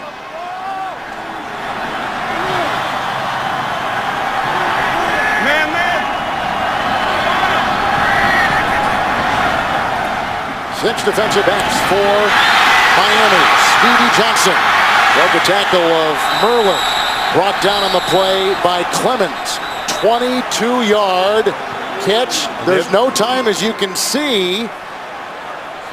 They had 2 timeouts. This is the second charge timeout. Buffalo. It will be a 30-second timeout. The timeout was called with 2 seconds remaining. I knew. In the half.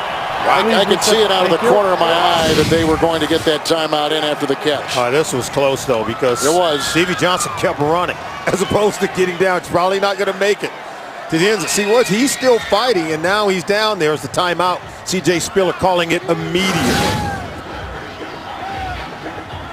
So here is Rayner. This will be a 22-yard try. So there was the big penalty, and it was called against Will Allen. They have the nice catch and run right there for Stevie Johnson. This will be a 25-yard field goal try. Looks like he may have backed up just a hair. Now they're going to mark it 26. Backed up a little bit more. And he did not get it. Missing that field goal right there. He missed a 53-yarder last week in San Diego. This a chippy from 26, which could have brought it a little bit closer. Wow. And it wasn't the wind, it was just a bad kick. Rayner misses a chance for 3, taking the place of the injured Ryan Lindell. Miami at halftime leading the Buffalo Bills 13-7. You're watching the NFL on CBS.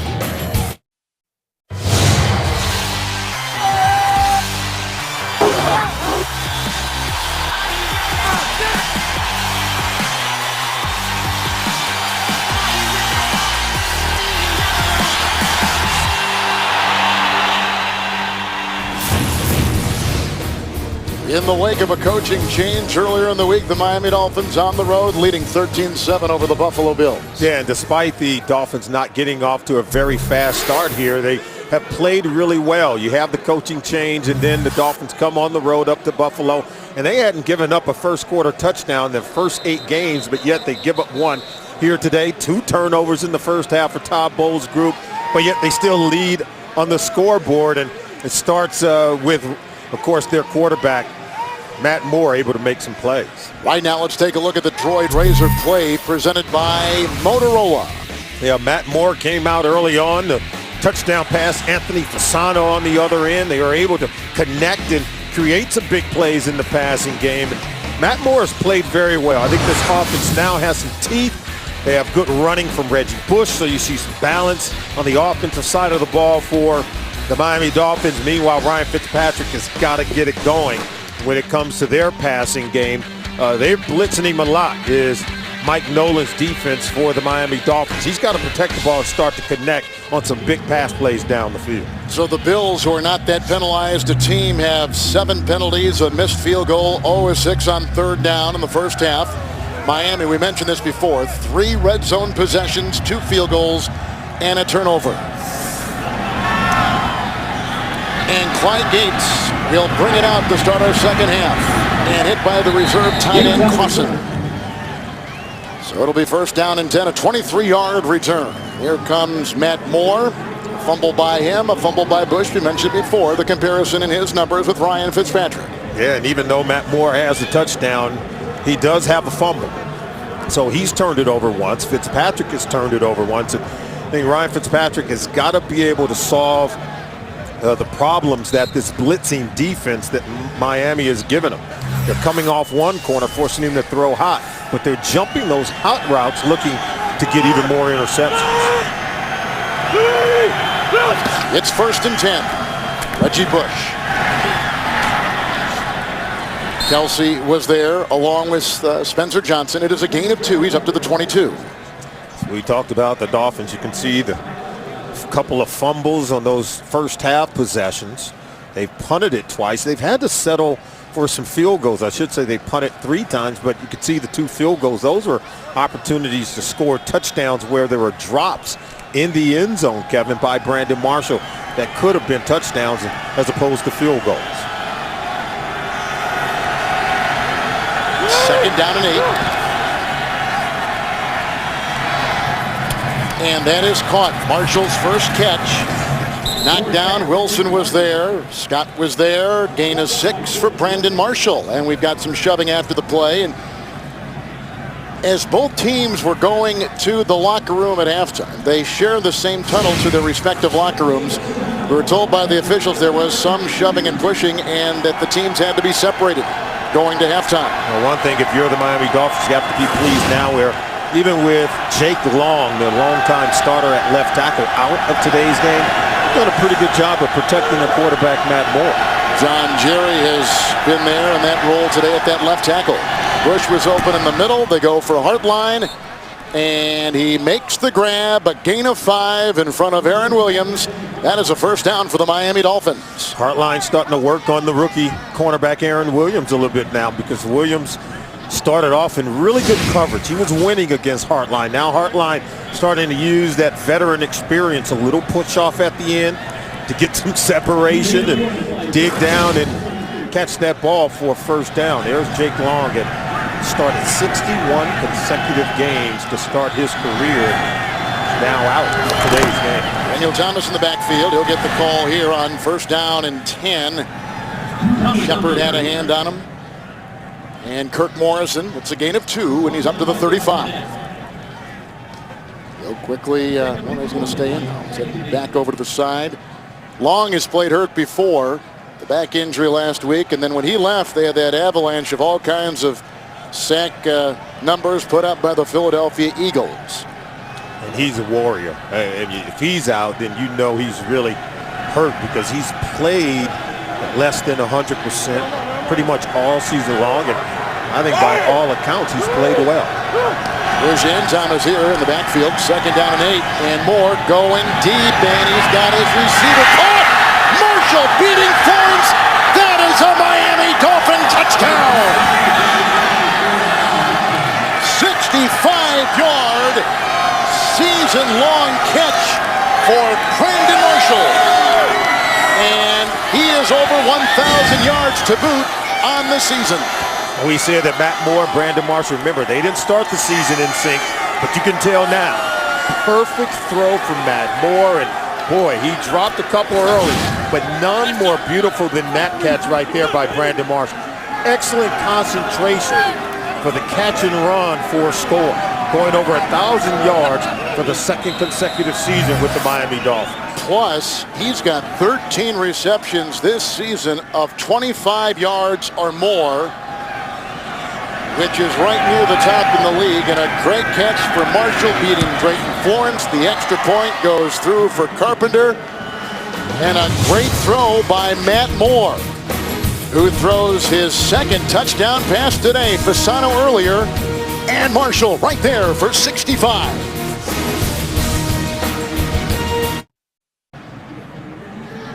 Over the last 5 years in the NFL, only New England's Wes Welker has caught more passes than Brandon Marshall. A beauty right there, a 65-yard toss, and a perfect throw at that by Matt Moore. And the lead now is 20-7. 20 unanswered points by Miami. And the ensuing kickoff.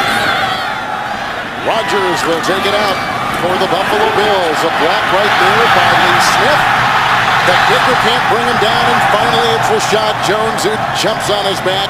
But what a return to the 47 of Miami, a 54-yard kickoff return for Rodgers. Let's take a look at the 65-yard touchdown. Matt Moore, anytime you see the single high safety, then you know to go deep to the outside. Now, Matt Moore just throws him open because Drayton Florence is in great position. Now, watch where the ball comes in at. Over that outside shoulder, and this is just throwing him away from the defender where only the receiver can get the ball. And this is just a great hands catch by Brandon Marshall. I guess we can forgive him for those drops earlier in the game with a catch like that. That was something. Here's a 1st and 10 handoff to Spiller. And he'll slice his way down near the 40-yard line. Dansby brings him down. It is a gain of 8 on the play. Burnett was there too, making the stop. We're just into this 3rd quarter. There is Kevin Burnett, former San Diego Charger. Now I'm going to go back to Brandon Marshall on that catch. And, you know, he was the big play wide receiver this team was really looking for when they signed him before last year. And I think he's brought that to the table. When you have 2 consecutive years, over 1,000 yards receiving for the Miami Dolphins when it hadn't been done in 17 years since Irving Pryor, I think you could say he's more than delivered. This is Tashard Choice, who sneaks through with the flag thrown, as you can see, and he just gets by the 40 down to the 39. Holding, number 16, offense, 10-yard penalty, 2nd down. That's Brad Smith, the former college quarterback out of Missouri. Really out of character right now. The Buffalo Bills on your right there. You can see him just taking them right to the ground right there. Jeremiah Bell took him down. Yeah, and now 8 penalties against the Buffalo Bills, and not something you normally see from a team like Buffalo. In fact, Buffalo and Miami commit the fewest penalties.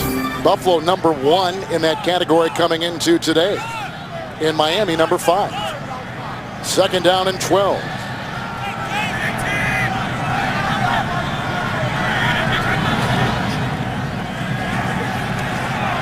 He'll go deep. He's got his receiver, but overthrows Stevie Johnson, who had beaten Vontae Davis. Davis had a pick earlier of Fitzpatrick for the Fins. He overthrew him, and yeah, there was pressure in his face, but you got to hit on this one. Wake's going to come in, but up top of your screen, look at this. Wow, he just overshoots Stevie Johnson. But see, the pressure wasn't there until after he had cut it loose. Fitzpatrick looking back at the scoreboard at the other end of the field. Cameron Wake coming in to tattoo Fitzpatrick. 3rd down and 12. Buffalo is not converted a 3rd down today.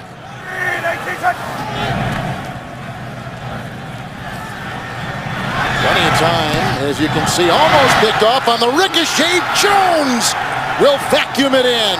Rashad Jones. That would be, and it is, his 1st interception of the day. Another turnover for Buffalo. Another interception for Fitzpatrick. Right off the knee that time of Nolan Carroll. The NFL on CBS is sponsored by Southwest Airlines. Find our fares online only at southwest.com. Garmin. Give a Garmin GPS this holiday season. And by the 2012 Jeep Grand Cherokee.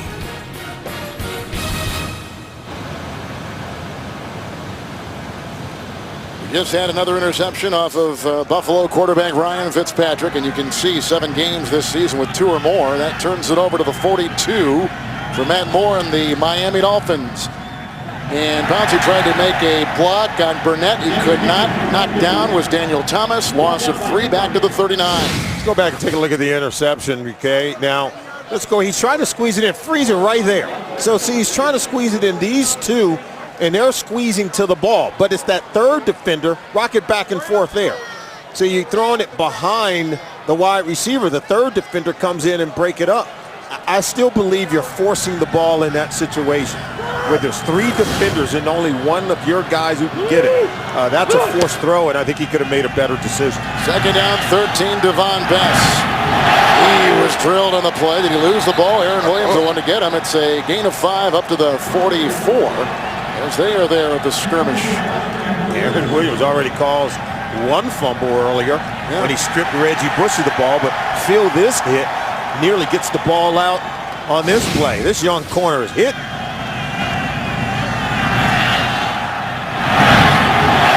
Ball did come out. Devon Best got it back. Williams knows he laid some leather on that one. Now Best has fumbled 5 times this season, but he's only lost 2 of those 5. Third down and 8.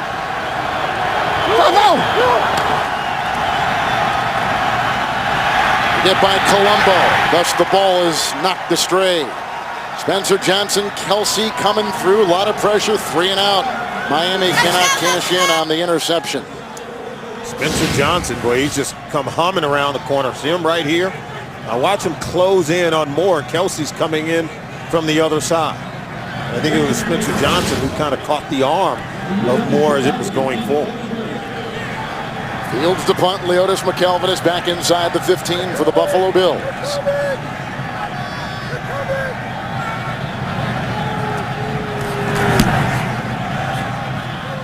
Landon Fields, they're going to let this bounce, and it goes into the end zone. Touchback to the 20. 56-yard punt. So we'll see if the confidence of Fitzpatrick is shaken at all.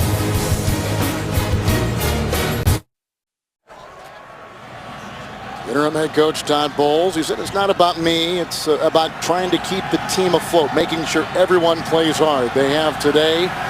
They lead it 20 unanswered points. Just punted the ball into the end zone, 20-yard line, 1st and 10 for Fitzpatrick, who will look on the sideline here. Intercepted! A second pickoff for Vontae Davis. Vontae Davis picks up another one. Now, I know everyone's going to look and say, hey, Fitzpatrick's off this game with a 3rd interception. This is not on Fitzpatrick. He trusts that Stevie Johnson is going to contest for the football. And watch Stevie Johnson and watch Vontae Davis. Who goes up for the ball and who doesn't? The guy who goes up for the ball wins. And Fitzpatrick never got the effort out of his receiver, Stevie Johnson, that he expected. He has to go up and contest for the ball, and the coaches are telling him just that. And, well, he's arguing at the official now saying, hey, he pushed off on him. Vontae Davis, he's from Washington, D.C. He was the high school football player of the year in that area. He's come up with 2 big ones, the former #1 pick. Davis out of Illinois. His 3rd NFL season, 1st and 10, Matt Moore. Right to work, deflected by Shepard, incomplete. They were going for the tight end Fasano. As we now go to New York, and here's James Brown. Will Indy get win number 1? Oh, it's looking that way, JB. Going back to pass, Hasselbeck picked off right here by Jacob Lacey. He takes it 31 yards in for the touchdown, and they now lead Tennessee 17-6. 3:48 and counting in the 3rd. Back to Kevin and Solomon. Interesting situation there in Indiana. They're playing for something. They're trying to win. 2nd down and 10. Here is Reggie Bush. And he'll find his way into the secondary and down to the 33 on a gain of 9. And Reggie Bush now today is over 90 yards on the ground. Yeah, there's Fitzpatrick. Oh, look at Hall of Fame quarterback Jim Kelly. Look, he's got words of encouragement for Ryan Fitzpatrick. How about that? That is just awesome. And Jim's always been a class act. Still in the Buffalo area. He's thrown a few of those, and he knows you need wide receivers to help you. You're going to get your name up on that wall where you got to do a lot of winning here in Buffalo, and you got to do it under some tough circumstances and tough weather. Daniel Thomas in the backfield gets the call on 3rd and 1. And tries to reload and was taken down eventually on that play on the line. Kyle Moore makes the stop. There is no gain on the play. Let's go back to New York and James. A big man's dream, Coach. Oh, Kevin and Sully, his defensive touchdowns all over the place. Off the play action. Caleb Haney, no, yes. Greg Ryan, to 18 yards, bumbling in, high-stepping. And right now, 21-14. Seattle is leading Chicago. Maybe low-stepping, Kevin and Solly. Pete Carroll's got that Seattle team playing. And you know what, Coach Cowher? We'll allow the defensive guys a high step, but no dance. 4th and 1. Miami goes for it. Good looking throw with a great catch. Marshall brings it in. Did he fumble the ball? Florence may have taken it away. They're saying he's down. And they say he's down, much to the chagrin of the Buffalo Bills. Oh, and it's Buffalo's ball. They did get the ball. One said it was down. The other one now is pointing in the direction of the Buffalo Bills. Now remember, tie goes to the offensive player. If both guys caught the ball and had it simultaneously, now flags go up. If both guys had it simultaneously, then it has to be ruled to the offense. And at what point did Drayton Florence pry the ball loose? If it is a turnover, it'll be the second time Miami has turned the ball over inside the Buffalo 25 today. They're having a conference over it. Okay, both guys has the ball. Clearly Marshall had it. Oh, but he took it away. But it looked as if the ball came out before Marshall's knee hit the ground. There's a catch. Then the ball was stripped. It will be Buffalo's ball. After the play was over, personal foul, number 68. Cognito. Miami throwing a forearm. That 15-yard penalty will be added on. 1st and 10, Buffalo. That's the gun incognito. And so we'll see, was his knee down as the ball went loose? We'll see if there's a challenge when we come back.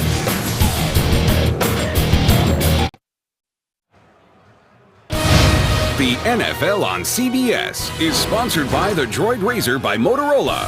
Droid strong, razor sharp. And by Bud Light, the official beer sponsor of the NFL. Here we go.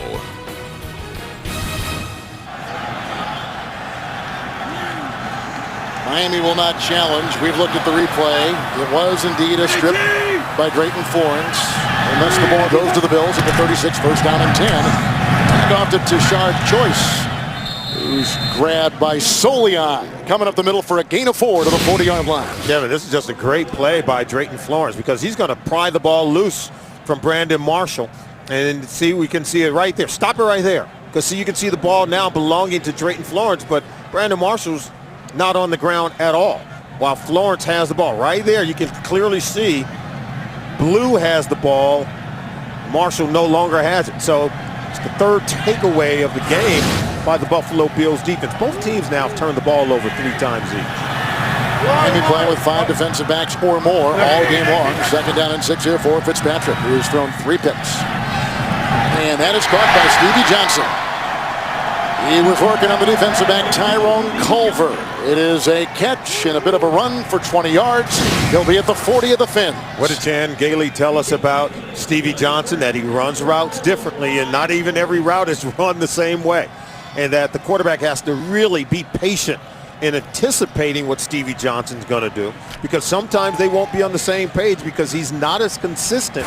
But that's what allows him to get open and constantly beat some of the best defenders in the NFL.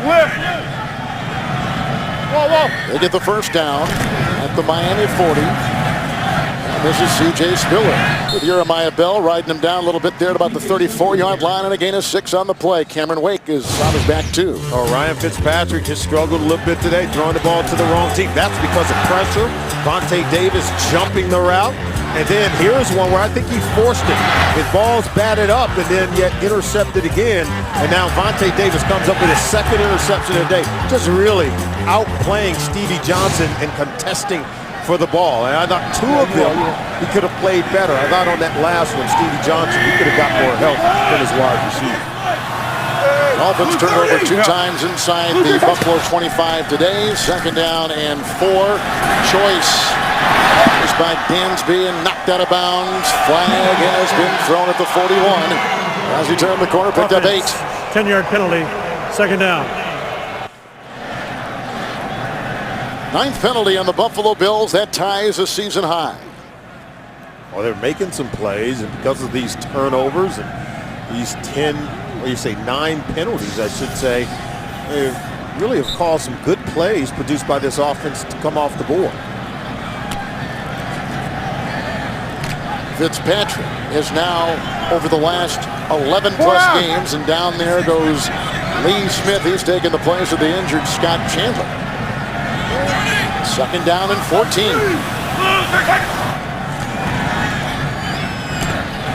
Away. Good defense that time by Cameron Wake, who already has a sack in his back pocket today. and comes right in the passing lane of Fitzpatrick there. Well, he's working over Eric Pierce, the right tackle. He walked right in to the backfield. In fact, they could have called Pierce for holding because, look, he beats him right now. Look at, see the holding? There it is right there. Could have maybe called him for holding, but Wake is just giving Pierce fits coming around that left corner, getting outside of the tackle. So now 3rd and 14, finishing up that throw on Fitzpatrick. Over the last 12 games, including today, 16 interceptions he has thrown, including 3 today. 3rd and 14, going deep and looking for Hagan, overshoots everybody, and back there among the defensive coverage, Sean Smith looking for Derek Hagan. Here come the boos again, cascading down from the upper deck, and they'll have to let that ball go back on a punt to the Dolphins. Well, one part of it is this offensive line is not really holding up today. It's the pressure. See, when the pocket collapses, he's got to step up. Now you got to get rid of him because Wake is just walking around Pierce as if Pierce was standing still. He essentially threw that ball away where neither the defense or his receiver could get it. 7th punt in 12 possessions. Mormon boots this. There's a flag. Looks like Marvin Mitchell ran into the punter. Fair caught by Bess at about the 12. Marvin Mitchell, a special teamer. And running right into the veteran, Ryan Mormon, the 2-time Pro Bowler. It was 4th and 14. Ooh, a little word there to someone on the sideline. He said, I've had about enough of you. John Perry is handling his business. Running into the kicker. Kicking plant leg. Kicking leg was the one that was contacted. That penalty has been declined. 1st and 10, Miami.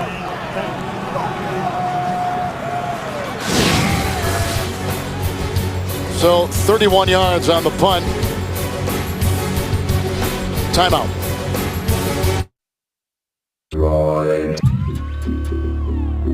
The Droid Razor by Motorola. The droid that wirelessly pulls files, music, and movies, all at 4G LTE speeds.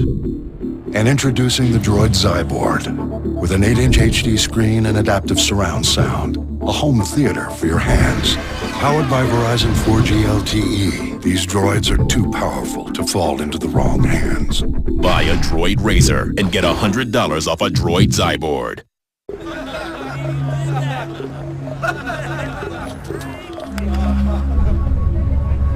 They'll see you before you see them.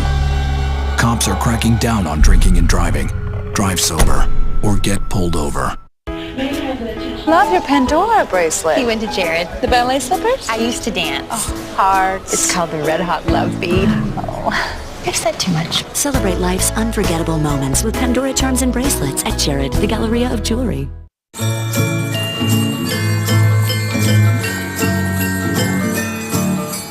What I want this season, if you'd like to try and guess, it's something very special.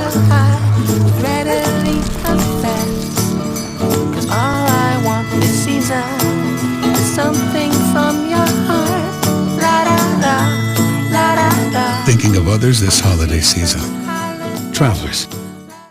Wednesday, join Justin Bieber and celebrate the greatest gift of the season, a family. She gave me a hug and said, "You're my baby daughter." With Martina McBride, Mary J. Blige, Christina Perri, and special guests. You just gotta have that feeling that hope's always there. A Home for the Holidays, CBS Wednesday. War for them. We're back in snowy Buffalo where Miami's going to get it. They've had 3 takeaways, which is a season high today. And a 65-yard touchdown pass in the second half. More to Marshall. A 22-yard touchdown pass to Fasano. A couple of field goals. 1st and 10. Reggie Bush. Now Bush today, that's his 18th carry on the season. He picks up 3. He has 95 yards on the day. George Wilson gets off the pile there out to the 15. Couple of interesting situations. Green Bay is trailing in Arrowhead 9-7. First time all season long Green Bay has trailed in the 4th. And look at the Colts, who are beating the Tennessee Titans in a very important game for Tennessee. They're very much in the playoff race. Have an eye on 2 streaks that could be snapped today. Green Bay Packers, of course, they have yet to be defeated and winless in Indianapolis. 2nd down and 7.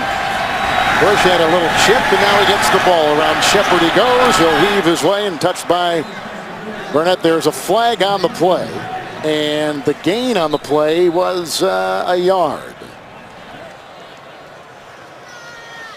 They've got him spotted at the 17-yard line as we speak. There are 2 fouls on the play, both by the offense. Illegal block in the back, number 68. Penalty's been declined. Holding, number 74. 10-yard penalty, second down. Well, Matt Moore has made the best of his opportunity today and sat out most of the week, suffering from concussion-like symptoms, and then he recovered to throw touchdown passes to Anthony Fasano, a 65-yarder to Brandon Marshall, a perfect ball for a perfect strike. Matt Moore's improved all season long, Kevin, and we've seen this offense improve. You can see 6 pass plays of 20 yards or more in this game today against the Buffalo Bills defense. Matt Moore originally went to UCLA there a short time, transferred to Oregon State. He was undrafted, went to Dallas, went to Carolina, started a couple games there. In fact, 5 starts last season, and now is a Miami Dolphin as an unrestricted free agent. 2nd and 15. Hardy Bills fans. They need the 24. Oops, somebody moved. Our friend John Jerry there at that left tackle. Only 1 sack allowed by the offensive line today, by the way, for the Dolphins. False start. Number 74. Offense. 5-yard penalty. Second down. And he's taking the place of Jake Long. Hurt his back last week. Did not practice this week. 61 consecutive starts coming to a close. Oh, he knew the pressure was coming off this right side. Now watch him move right there. Right there. That was a run play, too, because he was blocking down. Now he's marooned down at his 3. 2nd and 19. Reggie Bush. Grabbed by Spencer Johnson. It is a gain of 3. To the 7-yard line goes Bush. Spencer Johnson.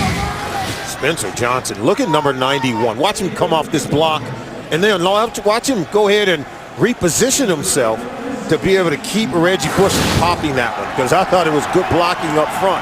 Except they forgot to block number 91. Yeah. Former defensive lineman who now plays in a upward stance. He plays linebacker. 3rd and 16. Bush, by the way, 2 yards away from 100 on the ground. They need the 24. Reggie Bush looking for blocking. Florence forcing him out of bounds, and they'll be shy after a little run right there of 6. On the day, 103. Kelsey makes the stop. They got a punt. No, we said something about C.J. Spiller running to the sideline, and I got to go downhill, Reggie. Got to get going vertical. You can't get to that first down marker out there yet. Way too far to go. Something to be said about taking a direct path to that first down mark. See what kind of hang time the punt by Fields brings Miami. Leotis McKelvin at the 32. Hang time of 4:41.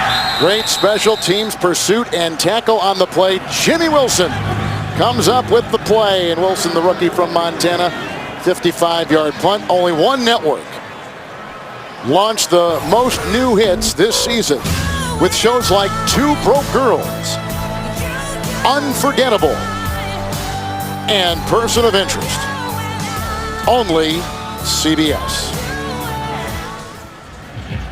So from the 30-yard line, the Buffalo Bills will have it 1st and 10. Their quarterback has thrown 3 interceptions. The only touchdown is an early game, 24-yard touchdown run by back C.J. Spiller. Costin, 83, now becomes the full-time tight end because Lee Smith was injured. He's the backup tight end. Chandler, the starter's out. Oh, and another big-time hit. That was turned in by Randy Starks. That is the 2nd sack. It is a loss of 5. It's back to the 25. Starks gets his 2nd sack on the season. How does Fitzpatrick hold on to this ball? Look like he's about to throw it, and it runs right into Starks. Feel the pain. He was hit hard, and then he hit the ground hard. He was a great basketball player growing up with Starks in the Washington, D.C. area. Then moved to football. Went to Maryland. Second down and 15. A lot of defensive backs for the Dolphins. Underneath. That's caught by David Nelson out of the University of Florida. It is a gain of 6. He has a career year going here in his second NBA or NFL season.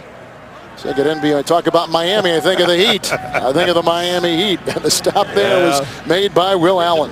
Sure, the Dolphins and Stephen Ross and Jeff Ireland, they want to put it into that. They want to put Dolphins back on the map. And look at, you can see this Bills offense 0 for 8 so far on third down. In the previous game earlier this year, week 11, they were 0 for 12 on third down against this Dolphins defense. 39.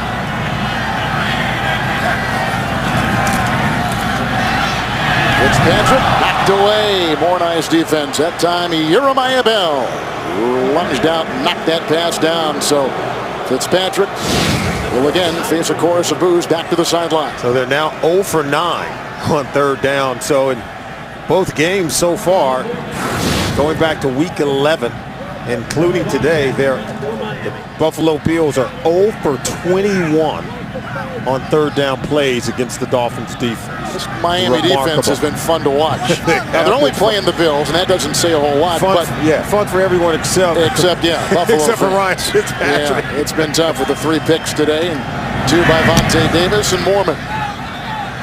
Uncluttered in front of him, will knock it to Best at the 21-yard line. They'll reverse and dance and get a block. They finally snare him as he's out near the 40-yard line. Leotis McKelvin among a couple that bring him down. 17-yard return, 47-yard punt. And last week, Warren Sapp made amends with Hines Ward. And Tim Tebow is mic'd up for more late game magic. Tune in this week to the show the pros watch inside the NFL. Wednesdays on Showtime. Can we talk about Tim Tebow just for 1 second? Sure, because everyone, if you gotta like Tim Tebow, and I think as an analyst, don't you kind of fear being on the wrong side of history as you just watch him win week in and week out? Sooner or later, you got to see enough evidence to say, wow, this guy knows how to win football. Well, there have been some pretty concrete statements made by the critics about Tebow. 1st and 10. Reggie Bush with 104 yards on the ground. Barnett and others there with the stop on a gain of 3.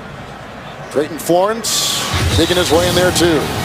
Tough day for the quarterback of the Buffalo Bills, Ryan Fitzpatrick. Moore has thrown 2 touchdown passes for the Dolphins, who lead in 20-7.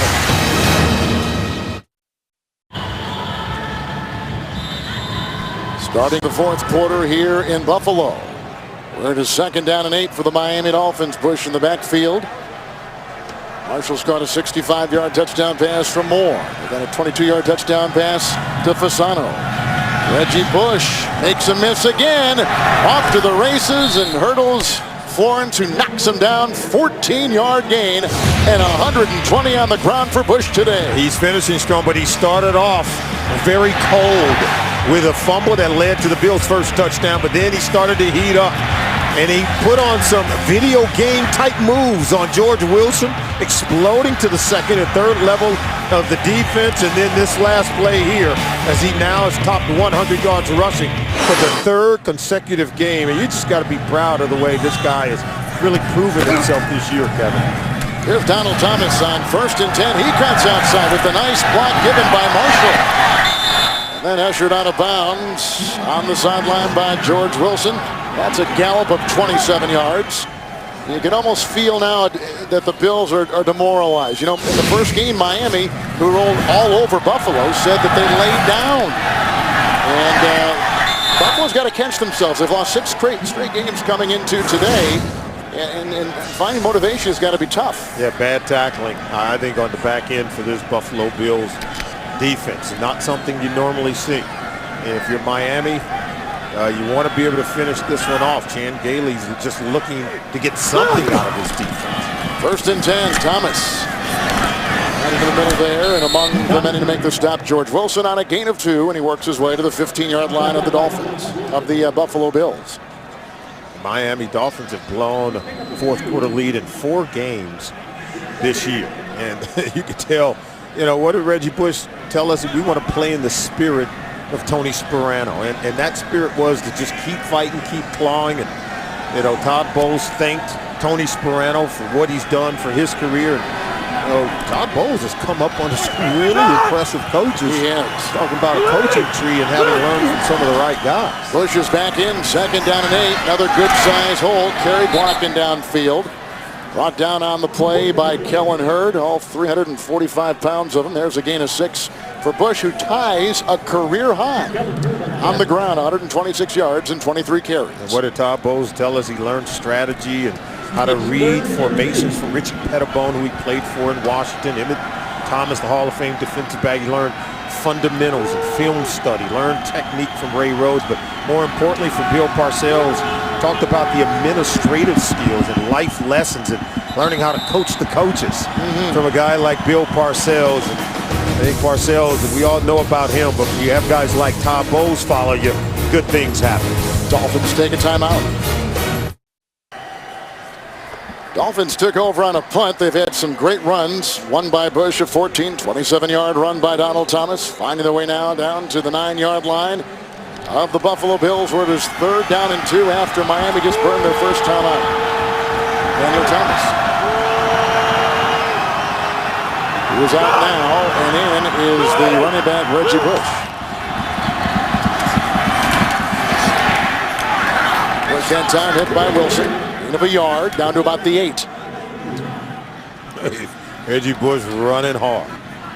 He said, you know, it was a different role for him, Kevin, in New Orleans, where he was expected to just play his role. And I think rightfully so, where he won the Super Bowl championship, and yet so many weapons on that offense, that his role was as a 3rd down guy. But what did he say that has been his kryptonite? Pass protection. That's another thing he wanted to work on here coming to Miami. Already 2 for 2. Carpenter will try to make it 3 for 3 with another field goal. A 16-point margin, 23 unanswered points by Miami and interim head coach Todd Bowles. The NFL on CBS is sponsored by Geico, where 15 minutes could save you 15% or more on car insurance. Walmart. Save money, live better. Walmart. And by the Droid Razor. Thin is no longer frail, only at Verizon. That's a great shot. 11:46 to play here in the 4th quarter. Well, if you take the combined rushing totals of Daniel Thomas and Reggie Bush, 163 yards between the two. All a part of Miami's showing today. Rodgers goes to a knee, touchback to the 20-yard line. Fitzpatrick, who has thrown 3 touch interceptions, will be out there for the Buffalo Bills. As you take a look at some of the numbers in that Kansas City-Green Bay score, is a little interesting at Arrowhead with under 9 to play in the 4th quarter. Certainly bears watching. Wow, yeah, that's all you can say. And the New Orleans Saints, with a win over Minnesota, can put some pressure on the San Francisco 49ers for their game, their matchup with Pittsburgh tomorrow night. And remember, Dallas winning last night, the Redskins beating the Giants, who come in 7-6. That's going to fit a little bit with that NFC East. Fitzpatrick remains, 1st down and 10 yards to go from the 20-yard line. Spiller back there with him. He had a 24-yard touchdown run on their 3rd possession. And this goes to Nelson, who on that play will pick up 8 yards.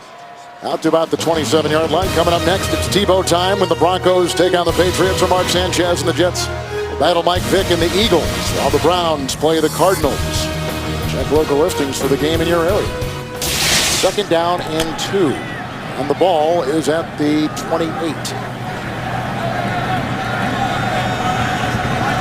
B24.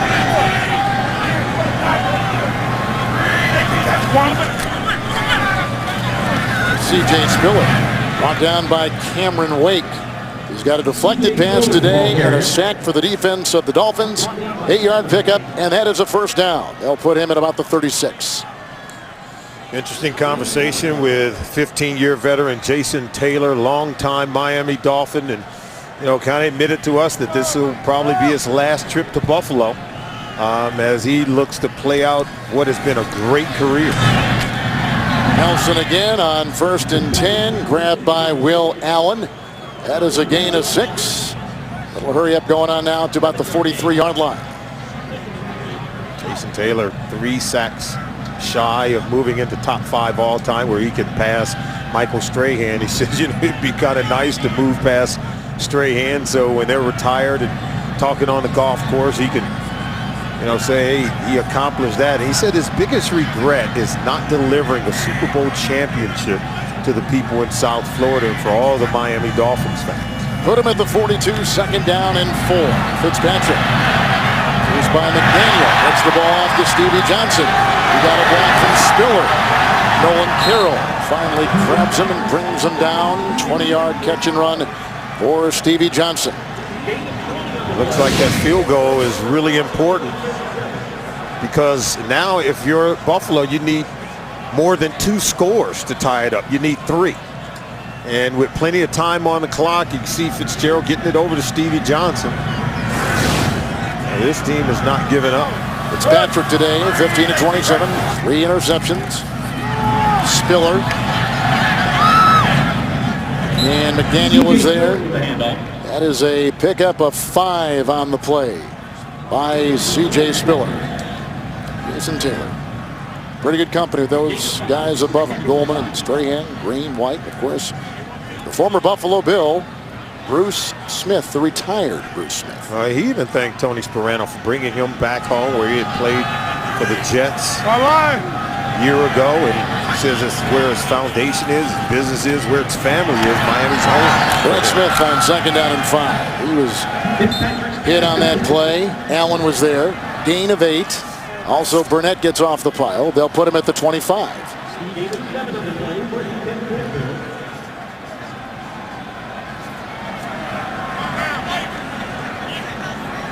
First down.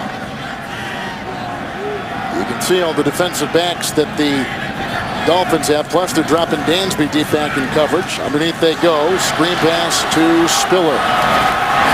Urban, the center with the block, and hit there by Sean Smith. Catch and run of 11 yards, putting him at the 14-yard line.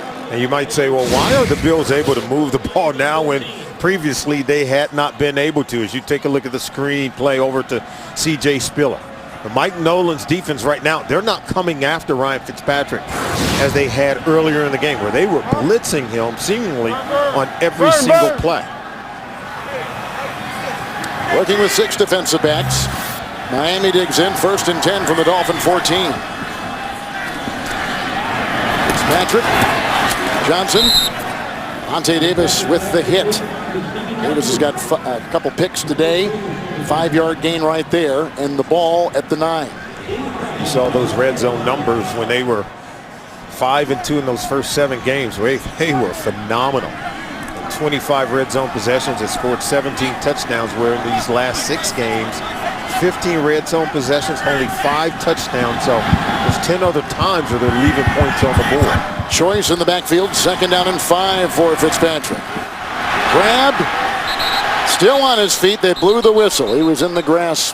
Odrick was there. Should a big guy ever do a Pee Wee Herman dance? Well, a big guy doing that dance, and you can see Taylor and Odrick both coming after the quarterback. Odrick just does a wonderful job getting pressure and beating Andy Levitri to come away with the sack. That for Odrick with the loss of 10, his 5th sack. The ball pushed back to the 19. We've got a timeout on the field. Timeouts now even at 2, 7:17 to play here in the 4th quarter. The Bills are driving, 19-yard line of Miami, 3rd down and 15.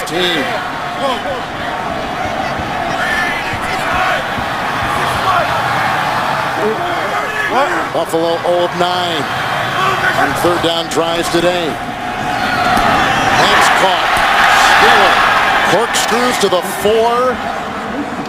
And a gain of 14, very close to a 1st down. Well, if they could convert this one, that means they would have snapped a streak of 24 consecutive 3rd down opportunities squandered against this Miami Dolphins defense. Kevin Burnett made the hit, the linebacker for the Miami Dolphins, and now here we go with a measurement which will afford Fitzpatrick some time to talk things over with Chan Gailey. Well, it goes all the way back to last year, Kevin, that the Bills offense has struggled on third down against this Miami Dolphins defense. We're on the last 24 times and now make it 25 in a row. But they've not been able to convert on third down. I think that's just an amazing number, because in the National Football League, third down is a big down. And if you can't convert those third downs, it's going to be tough to win.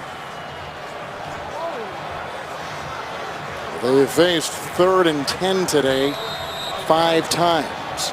Now 4th and 1 at Miami's 4.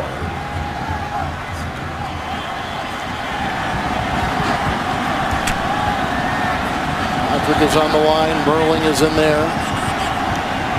Taylor and Wake. Burnett all on that line. 4th and 1. Inside. And Fitzpatrick on the quarterback sneak. Who's got it? They grabbed him, but he's down inside the 3. So on the gain of 2, it becomes 1st and goal for the Buffalo Bills. Where they get a push, second effort. Look at this. C.J. Spiller just, you can see the offensive line get some movement. Fitzpatrick runs right behind him. Get some real well-designed plays down inside the red zone for Chan Gailey's group. We've seen it before. 1st and goal at the 3. Spiller among the 5 that are wide for Fitzpatrick.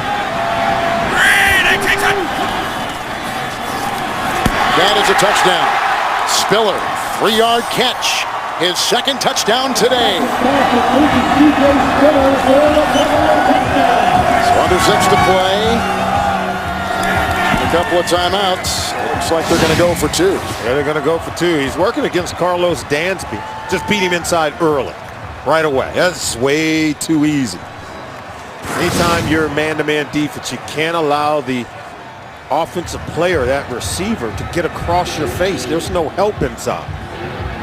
It's going to force them to go back outside for the long throw.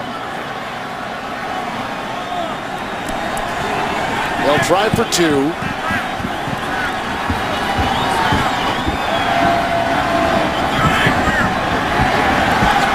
Smith in motion. Patrick. Coverage by Miami. Intercept. And that is Burnett, who is brought down by Reinhardt. So they don't get the 2. They're down by 10. And we take a break with 5:54 to play as Spiller gets the touchdown reception. The NFL on CBS is sponsored by Jared, the Galleria of Jewelry, with 5 times the selection of ordinary jewelry stores. And by Subway Restaurants. Give a $25 Subway card today.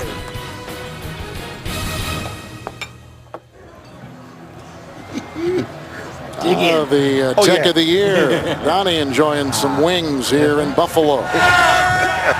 12-play, 80-yard drive. It took a long time, and there's not a lot of time with which to work. 5:54 to play here in the 4th. The kickoff is going to come from Rayner of the Buffalo Bills. Von Bess is back about the 15-yard line. Little chip shot here, as you might expect. And they're caught. Did he raise his hand? I couldn't tell if he raised it or not, but he goes down, obviously, as you can see. And so down it goes at about the 24. And a second off the clock. And you can see the Dolphins have had trouble with some 4th quarter leads this season. And that is Kyle Orton started today for Kansas City at Arrowhead Stadium, and Romeo Crennel taking over for the just fired Todd Haley. And I guess we should have known something, because it's never been easy to go into Arrowhead Stadium and win a ball game. I don't care who you are. Certainly that one's set up very well with him starting Kyle Orton and giving him an opportunity to run the Chiefs off. Clay is the fullback, and Reggie Bush with a big hole, hurdling a defender, and there he goes! And the dagger for the Miami Dolphins. Reggie Bush streaking 76 yards. Oh, wow.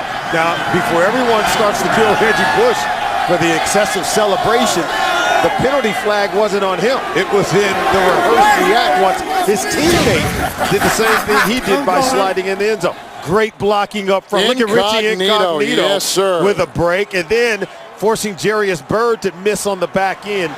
Reggie Bush. It's the kind of running we saw. Play is a score. After the score, unsportsmanlike conduct.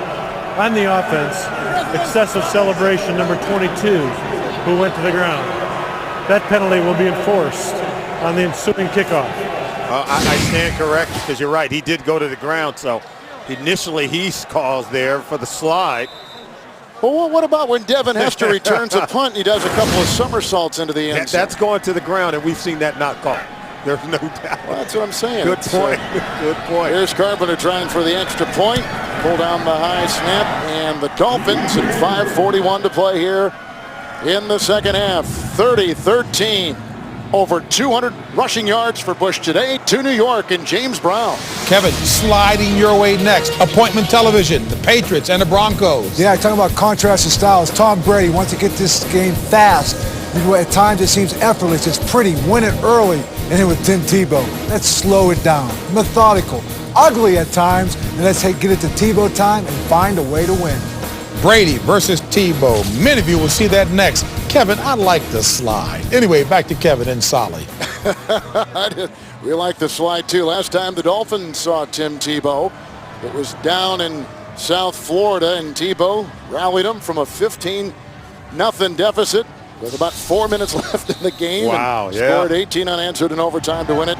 And that was the beginning of this 7-1 rampage by Tebow as the starting quarterback for the Denver Broncos. He is very close to 1,000. They're happy for him, too. He's a delightful kid. He loves South Florida. He would love to stay there. But like you had mentioned earlier, he gave Tony Sparano a lot of credit for believing that he could be an every down back for this team. He came in needing, 230 yards to hit the 1,000-yard mark. He's got 203 right now. Just incredible. You can see in the 57 offensive plays, they've reeled off a lot of big ones here today. Brian Daboll, the offense coordinator, I think everyone's really proud of Reggie Bush. We said it at the beginning of the game, Kevin, the way he runs, I think that determination has spread throughout the rest of the team. So after the 76-yard touchdown run by Bush, 76 yards, the ensuing kickoff, and Justin Rogers was caught and brought down after a 21-yard return by Marvin Mitchell. Here's a summary of today's game. The Bills got on the scoreboard first with a C.J. Spiller run for a touchdown. They tied it up. Matt Moore to Anthony Fasano. Touchdown strike, and then the missed field goal there by the Buffalo Bills before halftime, and then Reggie Bush, 56 yards, setting sail for over 200 yards rushing on the day. Reggie Bush has been phenomenal.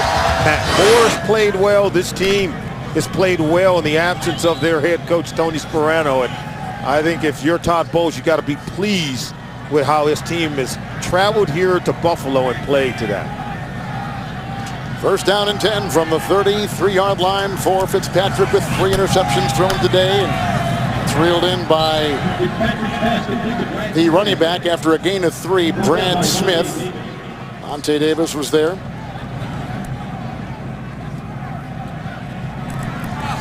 Second down and 7 from the 36-yard line.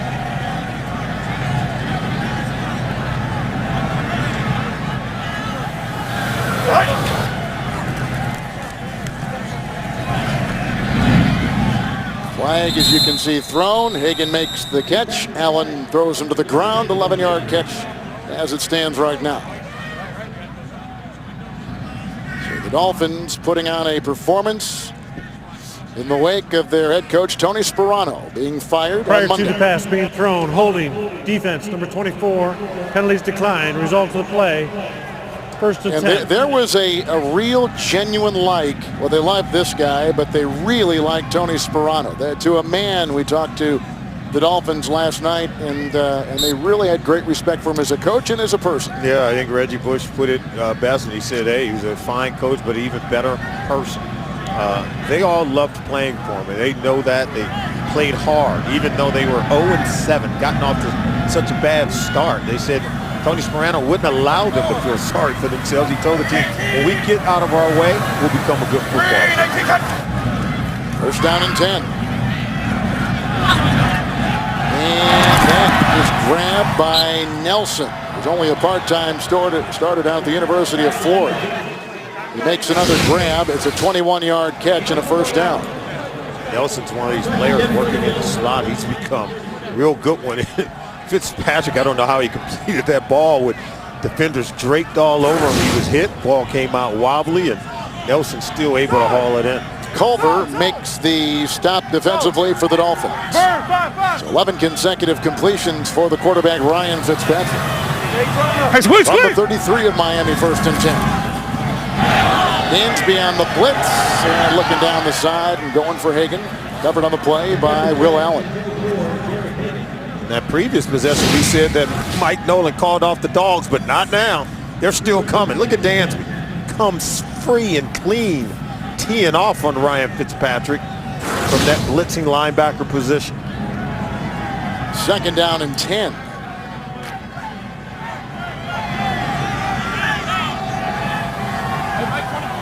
Mike The Bulls 24. have had a day where they've seen their quarterback throw the 3 picks. The 3 takeaways by Miami has been a season out. Second down and 10. Screen pass for Spiller. Petrie and Urbeck out there, providing blocks, and Adora to the 14-yard line. Brought down by Sean Smith. Catch and run of 19. Clock is stopped at 3:45. Well, this screenplay has hurt them earlier, even on the previous drive, where the Bills had scored a touchdown in the same quarter. And now they come back and run it again to the same exact side to C.J. Spiller for a big game. Spiller today has caught 7 passes for 62 yards, including a touchdown moments ago. He's carried 12 times for 91 yards. He's been a very effective offensive player for the Buffalo Bills. First and 10. And Fitzpatrick will throw to Ruvell Martin, who picks up 9 on the play. Martin with this team cut and then taken back in after injuries. Hit the receiving corps. And for having some injuries, they brought him back in and been rather productive for him. They have several guys they can go to, but Stevie Johnson is still their best wide receiver. Nolan Carroll had the tackle there. It's second down and 1.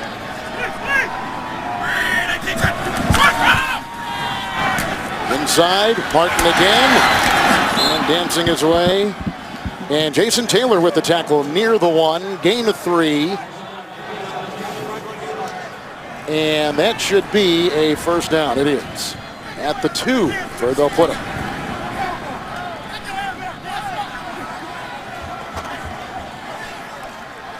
First and goal.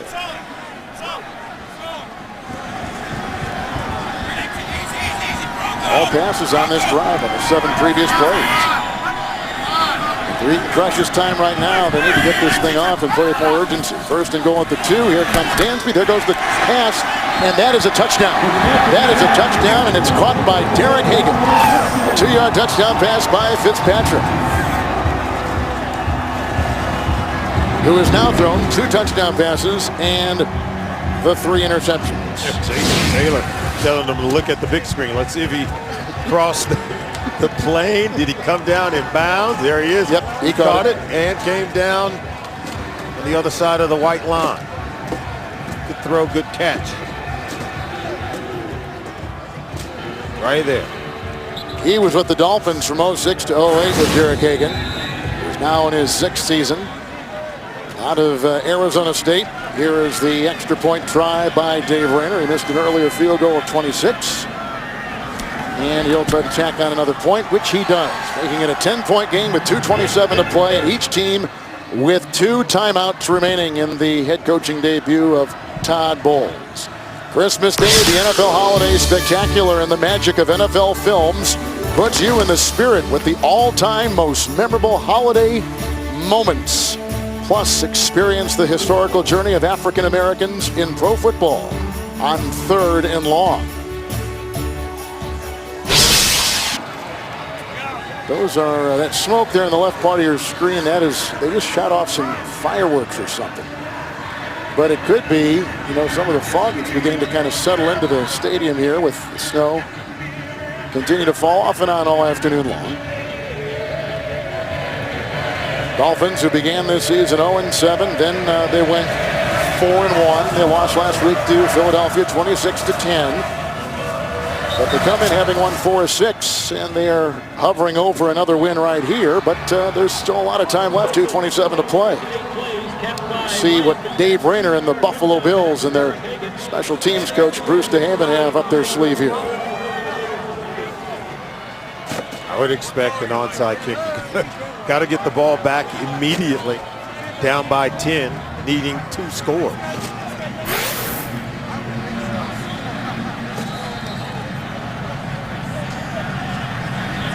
Rayner with a little onside, and that was deflected and recovered by Buffalo. Oh, boy, it was still out. It's still alive, and now Buffalo's got it. Wow. Everyone had a shot at it. Sure, you're exactly right. Twice.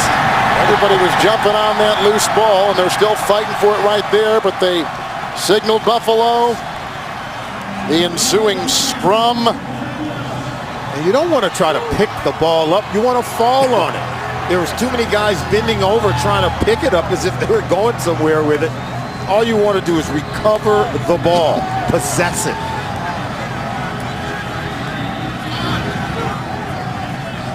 You can see him digging for it. And coming up with it, George Wilson, who's a former college wide receiver. Wilson comes up with the ball for Buffalo. I think about 5 or 6 guys had a shot. There was 1 for the Dolphins. That was Fasano. There's 2 right there. 3, guy kicked it. There was 4 tried to pick it up. That's 5, 6, and 7 at the bottom of the pile. And then maybe the 8th guy is George Wilson finally falling on it. Look at this. Now, why would you try to pick it up here? Right there. That's Shepard. He's a rookie, so I guess we have to forgive him. But Wilson, the veteran, smartly falls on it. This game has suddenly gotten a lot more interesting here at the 45. 1st and 10 for Fitzpatrick. Yeah, Dolphins aren't getting lined up.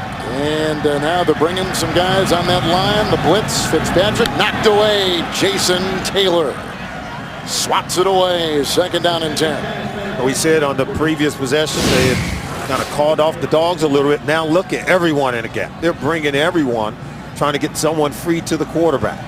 Here you see Jason Taylor nearly had himself an interception. 2nd down and 10. Buffalo has 2 timeouts, and the Dolphins have 2 timeouts.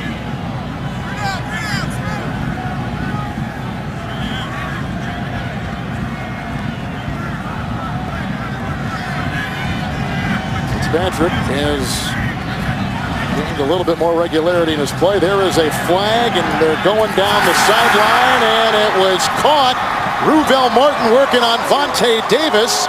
The catch and the gain to the 27. A 28-yard pickup, and let's see what the flag is all about. John Perry. Offside defense. Oh. Number 37.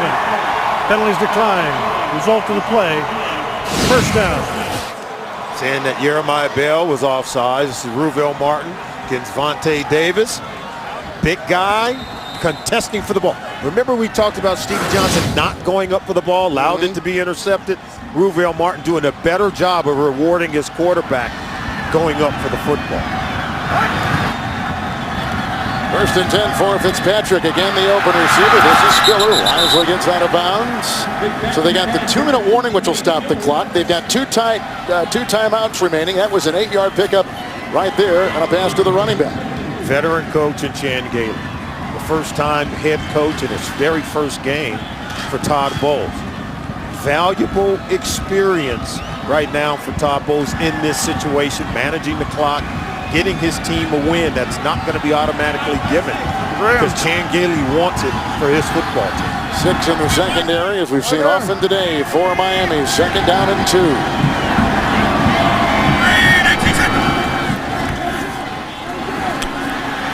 Big time again. And he'll go ahead 1st down for a gain of 5 to about the 13-yard line. We've reached the 2-minute warning with the Bills on the move and down by 10.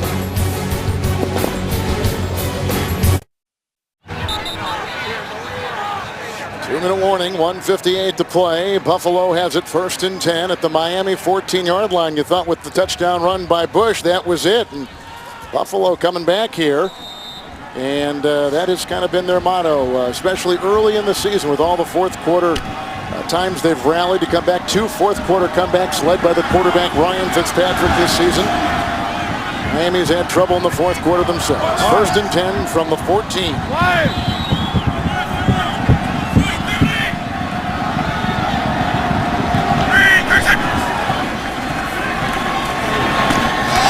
That's a strike. Spiller. Gain of 8 on the play. Brought down by Dansby. And they spot the ball at the 6. 2nd down and 2. And the Bills have a couple timeouts in Miami with 2. First snap, Urbeck was sending it back and false start. False start. Number 60. 5-yard penalty. 2nd down. That's the 10th penalty on Jan Gailey's Buffalo Bills. They've had a missed field goal in this game at the end of the half, which is looming big. It is looming big because should they come away with a touchdown here, it would be to tie the game as opposed to being down by 3. So missed opportunity before they have to get 3 points on the board. Right now, staring them right in the face, coming back to haunt. 2nd down and 7. It's back at the 11-yard line for Ryan Fitzpatrick. Blitz was on, knocked a nice defensive play. Going for Brad Smith. And the coverage on the play by Nolan Carroll. Starts with the pressure, Jeremiah Bale. See, that forces the quick throw. And then Carroll knows that he can break early on the ball, forcing the early throw. See, coverage has to know what the pressure is doing up front, and if it's well coordinated, boy, you can really create some big plays. We've seen that on the first interception by Vontae Davis. Well, you can see the Bills have not converted on 3rd down today. 3rd down and 7. But again, they don't convert that time either. That was intended for Spiller, and the coverage by Tyrone Culver. The pressure from Cameron Wake. 4th down now coming up for Buffalo. Right. Mike Nolan, the defensive coordinator for the Miami Dolphins, dialing up all the pressure he can bring on Ryan Fitzpatrick. He's not going to allow Fitzpatrick to sit back there and hold on to the football. Going to force an early decision and an early throw. And now, since they need 2 scores, maybe you go for the field goal here. Which is what they will do. And they better hurry. They better, because the play clock, which just reset, now gives them full time with Dave Rayner trying a 29-yard field goal. And a timeout taken. False start. Oh. Number 92. Offense. 5-yard penalty. 4th down. So that is a penalty called on Alex Carrington. The Bills were lining up, and it looked almost like Miami was trying to call a timeout, and I don't think the officials saw them, and they called the penalty instead, which now moves it back from a 29-yard field goal to a 34-yard field goal attempt. Rayner, and gets that one to go. So somewhere in there they had to have the field goal, which they got. It's a 7-point game with 1:22 to play. 2 timeouts remaining each way. And the AFC playoff picture, which will not include these 2 teams, but does include these. Kansas City gets a win. They now go to 6-8. And I guess mathematically in that West, they are alive. Well, it's the Pittsburgh Steelers, I think, is significant. They clinch a playoff berth. Remember, with the Tennessee Titans losing in Indianapolis, that secures a playoff spot for the Pittsburgh Steelers. Without them even playing today, they'll play tomorrow night against the San Francisco 49ers. Jets at 8-5, and you can see the other teams that are still alive. Oakland's got a pretty important game coming up, obviously. So I'm expecting here the Buffalo Bills will try another onside kick. He has tried it 6 times as Dave Rayner. He was successful earlier. The 2nd time he's been successful in his career. I'm expecting the Miami Dolphins players to try to fall on the ball and to not try to pick it up. It's about recovery, not just possession and score. It's about just getting the ball and possessing it more than anything else. Each team with 3 turnovers today. Here is Rayner trying another onside kick. Timeout, Miami. So they get to see exactly what kind of setup was going to be put out there for the Buffalo Bills. And reconstitute perhaps what they've got and where the ball's going to go. No, this is something, just a chess match between longtime veteran coach and Chan Gailey and now Todd Bowles in his first experience as a head coach. And remember, what did he tell us? He says, you know, normally it's just my same voice, but it's with a smaller group in the room, just the defensive backs. And now he's got the entire team, and that's where you have to expand your thinking. Clock management, thinking about the special teams, thinking about the whole 53 and not just the guys in your one room. Chan Gailey's been here before and done it and several times again, and is hoping that experience can pay off. Here again, and that was gobbled up nicely. Getting it that time was Clemens. See how he just, Chris Clemens vacuums it in. It just fell on it. That's smart. You don't try to stand on 2 feet and pick it up. You cradle the ball into your chest like you're taught during training camp when you're doing your drills, because such small things, the technique of recovering that ball, can help you win a football game. Buffalo has a couple timeouts. Miami has 1. 1st and 10 for the Miami Dolphins. Daniel Thomas is in the eye with Clay in front of him as the fullback. And Daniel Thomas down to the 42. Hit by Kellen Hurd. And they'll spot him, in fact, just a little bit inside that 42-yard line. Now Chan Gailey hoping his defense can pry that ball out, prevent a first down, force a 3 and out. Hopefully, still have 1 timeout left, and they'll burn it, trying to conserve as much time as they possibly can. But first, you have to get a stop here on 2nd and 3rd down to force a punt by the Miami Dolphins. George Edwards on that Buffalo sideline, defensive coordinator. He was a linebacker coach at one time with the Miami Dolphins. 2nd down and 6. And again, they give it to Daniel Thomas. So they get another stop, and they'll use that final timeout to stop the clock. Gain of 2, Dwan Edwards lifting himself off of Thomas to the 40-yard line. So Buffalo is out of timeouts. Dolphins with 1, 1:11 to play. 3rd and 4 coming up for Miami.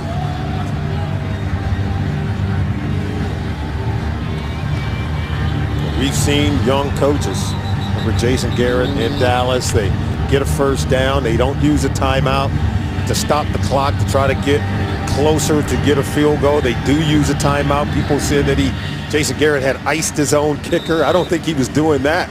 I think he was just trying to make sure they were getting into the right play. But clock management so important for head coaches. Dolphins have struggled on 3rd and short. Here they go again. Usually Lex Hilliard will go in there and get that 3rd and 1. He's one of the best at that. Of course, that was a little bit more than a yard. Shepard comes there, knocks down the running back Daniel Thomas. And now it'll be 4th and 4. Thomas took a pretty good whack. Yeah, and it was George Edwards who blitzed on the run play. They literally just blitzed the run, hoping to get a hit on the ball carrier in the backfield, stuff them. It's going to work in their favor. So it's going to be about 27 seconds or so when that clock will be stopped. Let's see as they go down now to 3 and 2 on the 4th and 4. And 27 seconds with 1 second left on the play clock. And a Miami timeout. That is their last timeout of the game.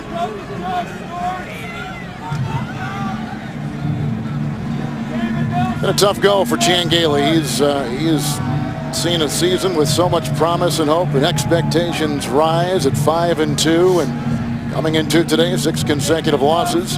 Miami's already fired a coach. They come in having won 4 of their last 6. But last week was probably just too much for the owner, Stephen Ross, to take. And he told Tony Sperano that he would not be coming back. And they're going to let him go. In fact, Sperano informed Todd Bowles that he was taking over. Bowles heard it from the deposed head coach before he heard it from the GM or the owner. Then he met with general manager Jeff Ireland as well as Stephen Ross, and they informed him as well. Fields to punt.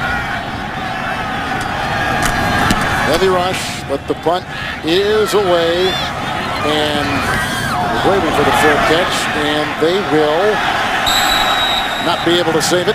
Touchback to the 20, 40-yard punt, and 16 seconds with which to work, and no timeouts for the Buffalo Bills. 16 seconds to go. We've seen Hail Marys converted into touchdown. We've seen the Bills pull out the impossible and still win ball games. So maybe taking a shot down the field. No timeouts. Remember, if you catch it, you got to get out of bounds in order to stop the clock. One thing these two teams told us coming in, there's no playoff spot to go for, but there are roster spots to go for. And everything that you see, of course, is put on film and evaluated throughout the offseason. So effort is high, and we've seen that from both teams this afternoon. 20-yard line, 1st and 10. And no timeouts for the Bills.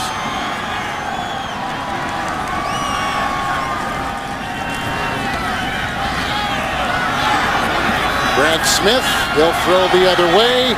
He has it for Fitzpatrick, who loses the ball. It was thrown backwards, so that is a live ball. Spiller gets the ball and brought down by Wake. 2 seconds remaining, and that is the ball game. Miami wins, 203 yards rushing for Bush.